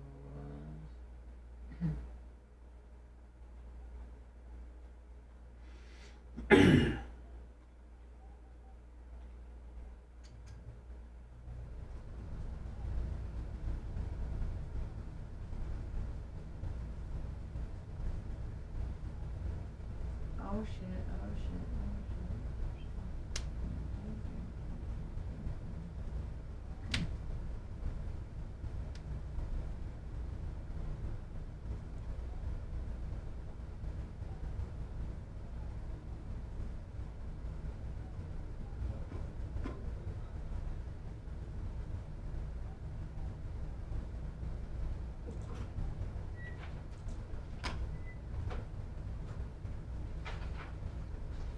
Yikes. Woman. Yeah. You sure? Nice lady. Do I wear thongs? What's up, Holyoke Joe? Not really. No, Anna wears granny panties, and she's Would you proud like a of piece it. of fabric in your asshole? But Anna, For the whole day? Anna, I don't.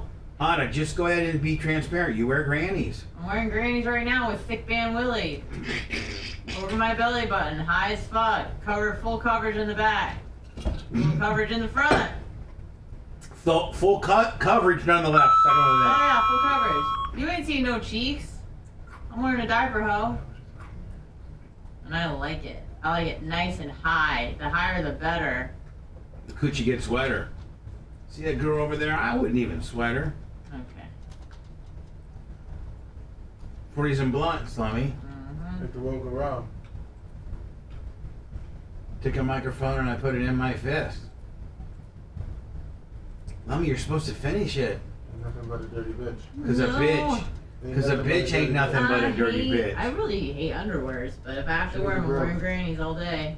If you're fooling around, man, this ain't no joke. I got some endo to smoke to clear my thoughts. Don't you smoke? And a couple of girls because I'm ready to cock. Bubba the Love Sponge. My gun for fun. Bubba the Love Sponge. Say what you want. Whoa, what you want? When I game on the hose. Fucking something.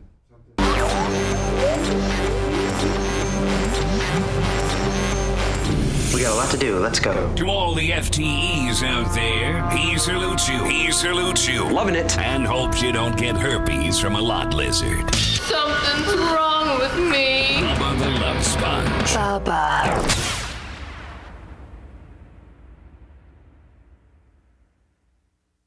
Lummy, I was trying to play Caribou Lou, and look, boom, nothing. See, I'm watching you. Yeah. And then I moved it to here. Boom, nothing. Let's put it up to 3. Is there anything on 3? No, nothing. So. Oh, what the? Yeah. Heck? Let's see. Does? Oh, nothing. Tech 9 does the shout out. Boom, nothing. Does the MJ work? MJ. I know there's MJ works. Crash car. Popular radio show host or Orlando Dave. That works. Ozempic party. Where's Jay? Brother, like Macho. Maybe we can bury the hatchet with. I wonder if those are announcements. I don't know, but I'm going to go ahead and delete them because they're not working. I wanted to be seamless and go right into a Tech 9 Caribou Lou, and you thwarted my deal, my friend. I'm sorry. Is it No, I think it's that problem we were having with Next Gen that Macho Man's been working on. Really? Yeah. Okay. We'll get it fixed. Appreciate it. Today's after show, Facebook and YouTube. So we were talking about today being the first day of school for a lot of people here locally. And I didn't know that there's this big book banning deal going on. But supposedly that back when I was in school, man, it was kind of the librarian's responsibility to make sure that what was in the school library was cool. I didn't know that there was necessarily rules. But you probably didn't have pornography for fifth graders. August typically signals the start of another school year.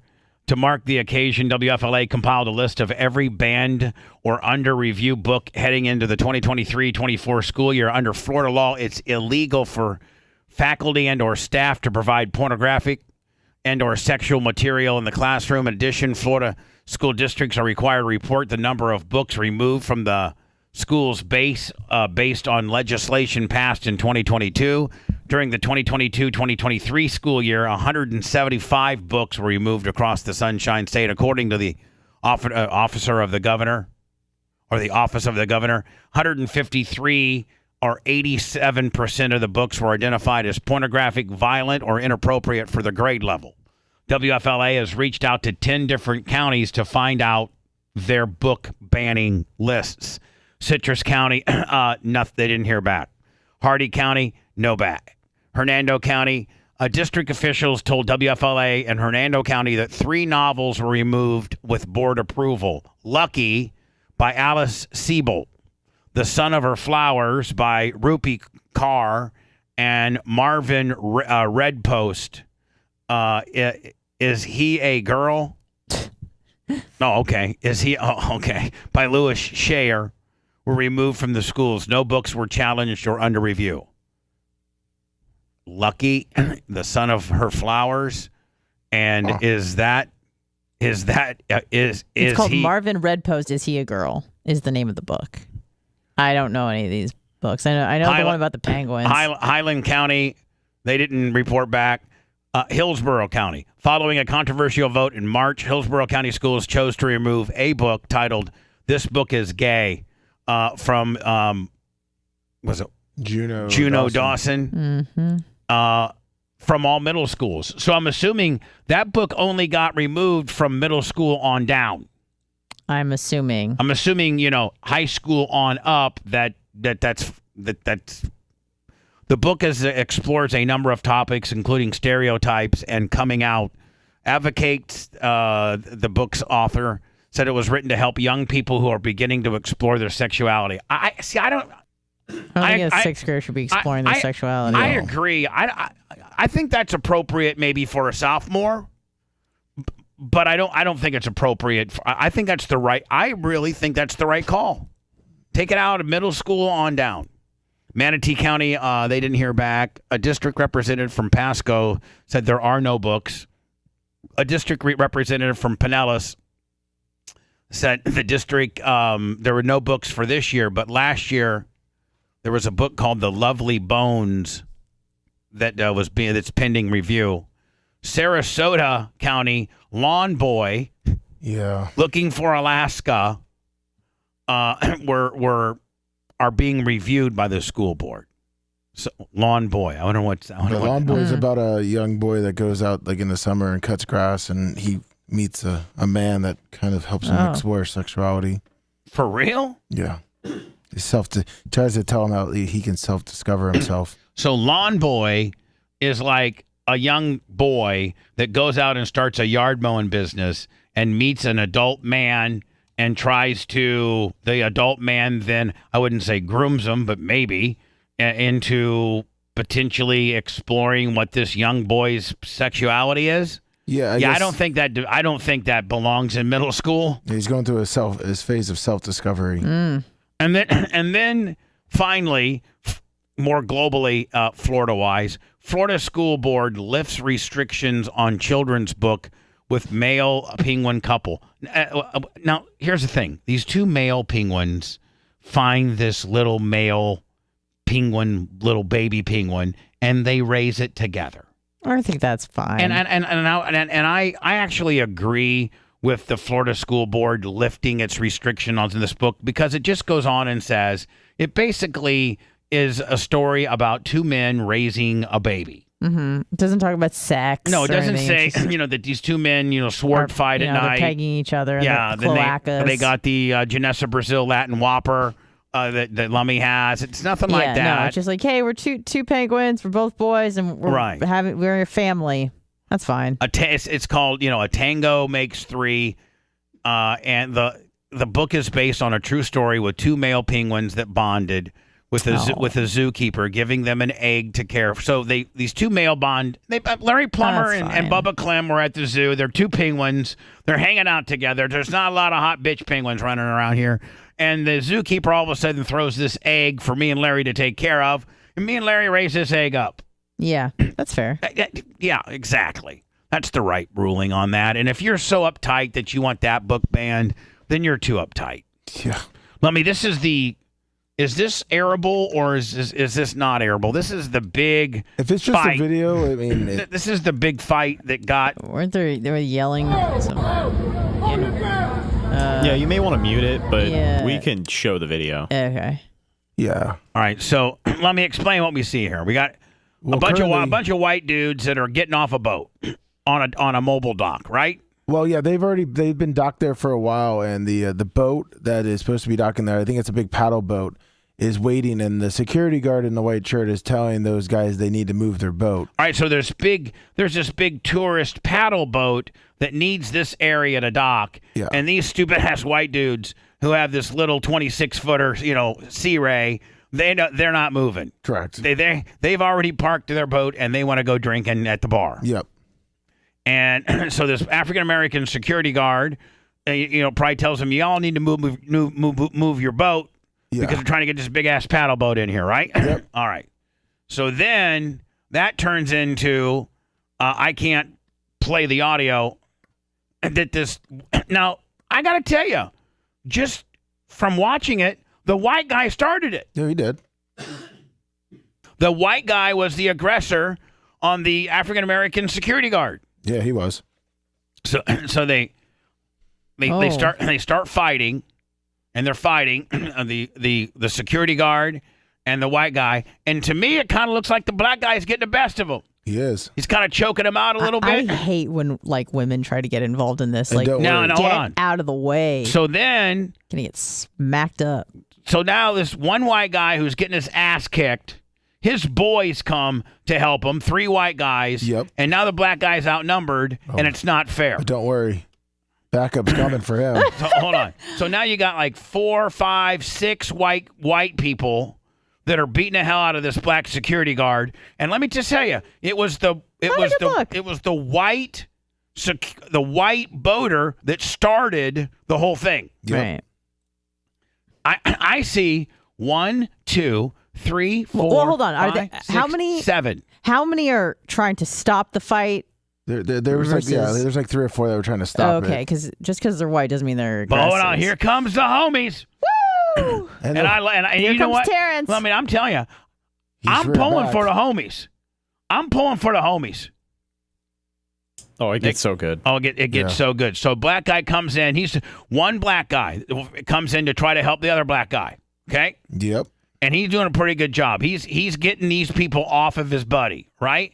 Now, hold on. Couple other black guys, they're on the other side of the dock. They see the problem. They jump in and start Oh, swimming. no, they're not on the dock. They're on the boat. Okay. They're trying to dock. On the paddle Do they boat? even know the black security No, guard? they No, didn't. but they're Okay. like, man, we're not going to let this happen. So a few of the black guys. Oh, no way. Yeah. A couple of the black guys from the paddle boat. Scuba Steve is coming in. Yeah. They jump off the paddle boat to come help the brother out. Yep. Mm-hmm. Hell yeah. And And then there's more guys coming from up top. Oh, right. dang. No, it gets better, doesn't it, Lummy? Yes, it does. Yeah. So then you got some big fat white girl that's trying to start problems with another black security guard, and she just needs to know her role, get the hell out. And now her husband or boyfriend tries to come up and tell him to calm down. Here comes some more homies from up top. The one homie from that swam across the channel, he's now there. Yeah, now the African American security guard's taking his shirt off, and Let's go. now it looks like a Billie Jean deal where they're getting ready to size each other up here. Bad. And still the original skirmish down there. It's West Side Story in this bitch. Right. Now, Lummy, I think there's one more part of it, is it not? Yes, if you have it, yeah, it gets real. Where good. does it get really, really, really, really good at? Hold on here. Probably the audio helps too, you know. Like right here? Ooh, Well, yeah. no, We zoom get in, chair zoom shots in. later. Yeah. Someone rolls up with one of those folding steel chairs. Yeah. Shut up. Oh, hell yeah. That's awesome. Yeah. Watch this all day. They just taking And then people out. now it just looks like black guys that are just cleaning house on these original white guys that were the problem, that were being selfish. But to me, it looks like the black guys are winning, as they should. Who brings the chair? Who brings the brother? Exactly. Brother or brother? Then brother. Hogan. Yeah. Hogan. Hogan comes in Yeah, from is the it back. Hogan or is With it the chair Jamal? shot. Yeah, comes in with the chair shot and drops the leg. Is a chair shot coming? He might even not have that angle. All right. So anyway, that's the big fight Well, that everybody was talking about. What? I will send you a different. Yeah, Twitter. send me Vantage point. send me a different one. You got a different one? Yeah, and you can't play the language. Oh, I can't. I Look at can't the play crowd of video. people just watching. I know. Hell yeah. With their phones out, hopefully they'll go viral. That's So awesome. that's all they care Just about is start going rooting. viral. Oh No, man. scroll up a little bit. Looks like a Street Oh, Fighter dang. level. Oh, nice. Right Slam there. to the This ground. one, Bubba. Oh, That's another wow. angle. That's With the chair. awesome. See the guy with the chair? No? Watch. Either go back to the guy in the white hat. Oh yeah. No. He starts- Oh, Why? yeah. Hell Yeah. yeah. Oh, my God. Oh yeah. Look at now. Is that I like the blood? people not is that doing blood anything. on the dock? Yeah, go for that white bitch. Let's go. Oh, come on. You can't get in the mix and then pretend to be a little bitch. Come on, you got to stand up. Now here's the odd thing is they bring a bunch of black cops in, and the black cops arrest. Cops. The black cops arrest all the black guys. But so everybody's thinking, well, that's not cool because Plot twist. Well, hold on. That's not cool because, like, the black guys didn't start it. No, they're just winning. Right. So, but then here come the white cops and they arrest all the white guys. So the white guys originally think they're going to get away with it because the black cops come in and arrest. But strategically, Lummy, probably if you're a department, you're going to get less flack if a black guy arrests a black guy and a white guy arrests a white guy, if you have the manpower to do that. I sent you an even better link, Bubba, from it's about 3 minutes. You could fast forward it because we already seen most of that angle to about about 102. How do you do this so efficiently and so quickly, Lummy? He's an idiot savant, as you've called him before. 102? Yeah, let's go 102. That's when these guys now go up to the boat. The brothers go up. The brothers go up to the boat. They go up to the boat. Yeah. Some of them swim in. Here they which is come. Unexpected. They're like, all right. So the paddle boat finally docked, and all the brothers that were on the paddle boat can now get off the boat and start helping the boys out, right? Shirts off. Yeah, shirts Skins off. versus Now, shirts. at this point, the white guys have figured out we need to get back on our boat and get the hell out of here. We're outnumbered. Right? Yeah. But the black guy's like, not so fast, buddy. Yep. It's like Remember the Titans at the beginning of the movie. Yeah. And now they go to commence to beating some ass. Mm-hmm. And what are the white guys? All the tough hell yeah, white on that guys. pontoon. All you stupid ass tough white guys at first that thought you were just screwing with some security guard. Now you got some real issues and you're a bunch of little pussies and you're getting back on your pontoon boat trying to escape like the pussies that you are. Little bitch. Oh, yeah. Oh, hell. Oh, no. Is that a woman that he's punching in the That's a face? woman cop. She can't do anything about No, it. she's just hanging out. Yeah, this is. Is that a guy? Look at the melee. Look at this is an absolute human melee. This is now. Look at this woman. She's getting her hair just absolutely grabbed. She's getting her ass kicked. You know that what, lady's Bryce? getting her ass kicked. You know what you do if I'm on that pontoon? I jump in the water. She's going to get tossed. Water. Yep. Right in the water. Hey, she's a lucky one. I mean, look at this guy. This guy's rapid fired Willie. Watch this guy. Boom, boom, boom, boom. I mean, well, okay. No, there's So the little arrows, those were the two guys that were fighting initially. They jump in the water. There you go. And head out. Oh, God. Oh, okay. Oh, man. Now look. They're hitting women? Here's mean, the thing. Women need to know their role. Get out of the way. When men are fighting. Shut your mouth. When men are fighting and the two guys are fighting, if one of their women haven't got into the mix and they're just then that would be the only way you should get into the mix with your man is if his girl got in. Then you'd square up on her as a girl. I'm running. You pussy ass bitch. Yep. I'm not getting involved in that stuff. I'll tell you what the Merch Crick does. Merch Crick gets her. Merch Crick starts laying lead down low. Well, she's a ride or die bitch. That ain't me. I just run away. You just go. I'm so scared. Well, I play to my strengths and I'm fast. So I'll run. Now, love me. I know how Ashley is. Ashley's just like Arigo. Yep. Right if you're fighting a dude and his bitch gets involved, Ashley's coming to go and stop that threat. Oh yeah. To at least make it even. Yeah, exactly. Merch Crick's coming in, and she's gonna whip that girl's ass, and then she's gonna shoot the dude. Oh. Mm-hmm. Yes. Gouge the eyes out. What is that? What he's doing? Yeah, he's gouging the eyes out. This guy's coming in with a hammer fist Willie. Oh my this is just look. This guy's getting his ass kicked, choked out, beat from behind, and this guy's getting his ass kicked. That's a lady right there. She's getting her ass kicked. He's getting his ass kicked. I mean, this is one of the most public. Here comes the chair. Oh my God! Here comes the rock chair. Look at that. Oh yeah. I mean, played whack-a-mole with the chair. Wow. There's a couple of videos where people put like Jim Ross commentary over it. Oh, the WWE sound effects. Yeah. Oh, really? This one has commentary, but it's good God Almighty. Good, not good language. Battle Royale. Not one that we could probably even play other. Probably not. The other places. I mean, the after show, yeah, probably could. So look, we never saw these stories now, did we?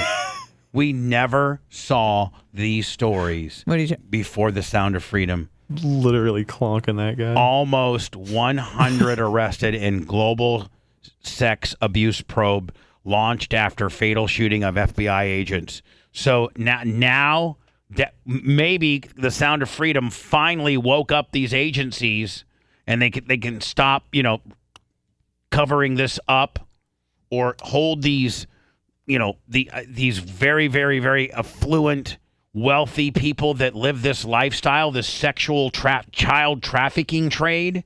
Maybe we can start to get a pulse on it now, all because of the Sound of Freedom. I've never seen this many. There was a story earlier about, remember the GOP candidate guy, right, from Minnesota? Yep. He got busted. Now they just busted another 100. So, you never saw this before. Yeah, you never saw anything about Epstein before this. No, you never did. You never did. No. Okay. Epstein started it all. Maybe Epstein's list will come out soon. There is a list, isn't there? Yeah. A list of all the people that participated? Yep, and a lot of videos. Oh, don't talk to me about video, please. He's not part of the solution. He's part of the problem. It's Bubba the Love Sponge. Super steamy with very isolated rain chance. Super steamy. How's that ice, Boo Bear? Good fuck.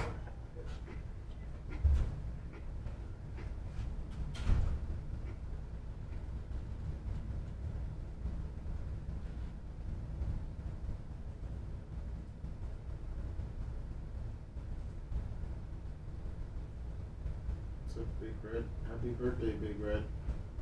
Happy birthday, Big Red.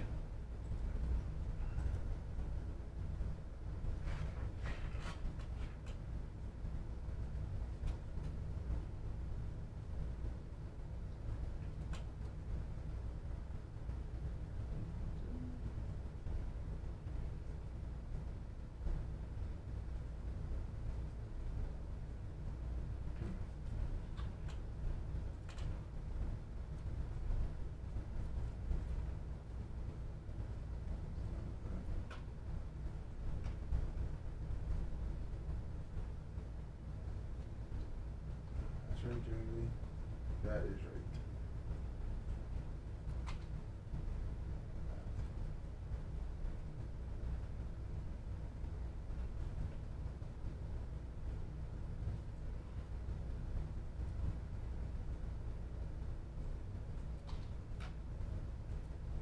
Seven. NJ Bowler. Pepsi Joe, good morning.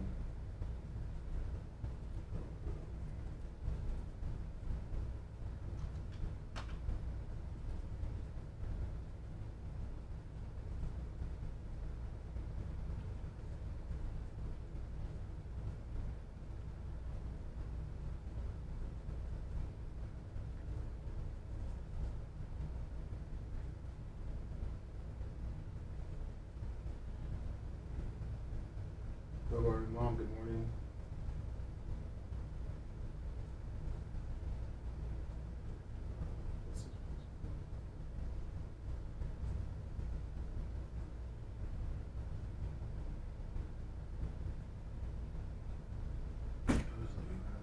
Bubba for life, good morning.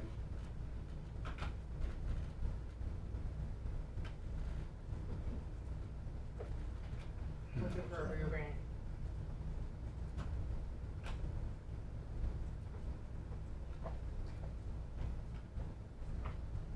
Please.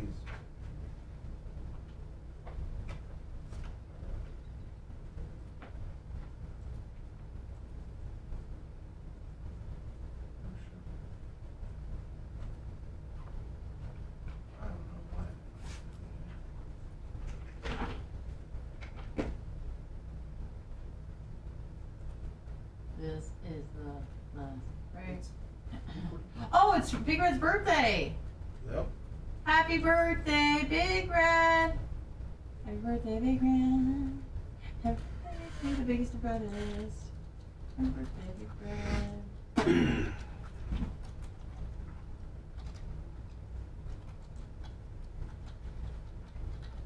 Ready? And I hope you have a great day.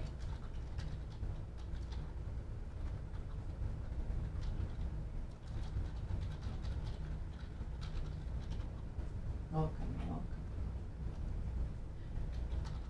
Have a great birthday.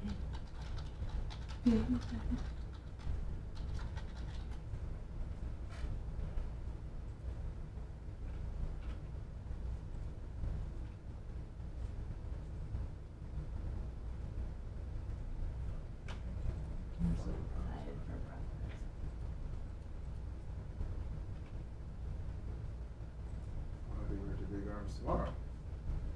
Who? Whose Big birthday? Arms 101 tomorrow.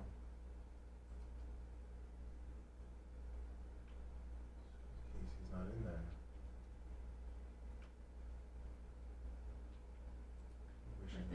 Birthdays. Happy birthday. From Beer and to you. We wish it was our birthday so we could party too. Hey!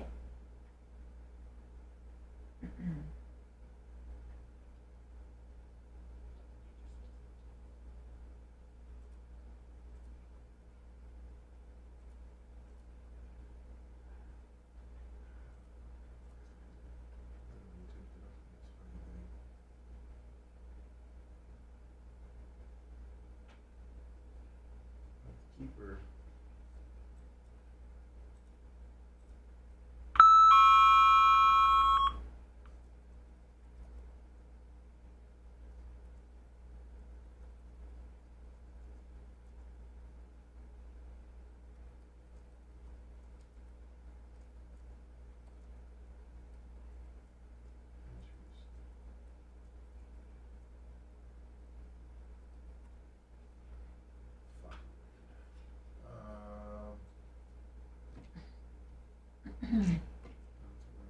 Sicilian redneck, oh yeah.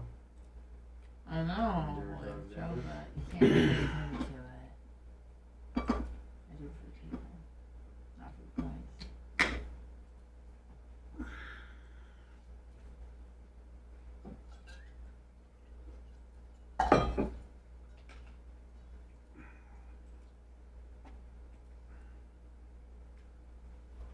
Ding dong.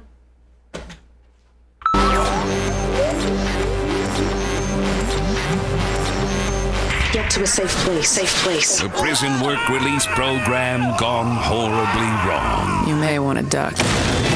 This is the Bubba the Love Sponge Show. Bubba the Love Sponge. Bubba the Love Sponge. Tomorrow, allow me about 9:45 before we say goodbye.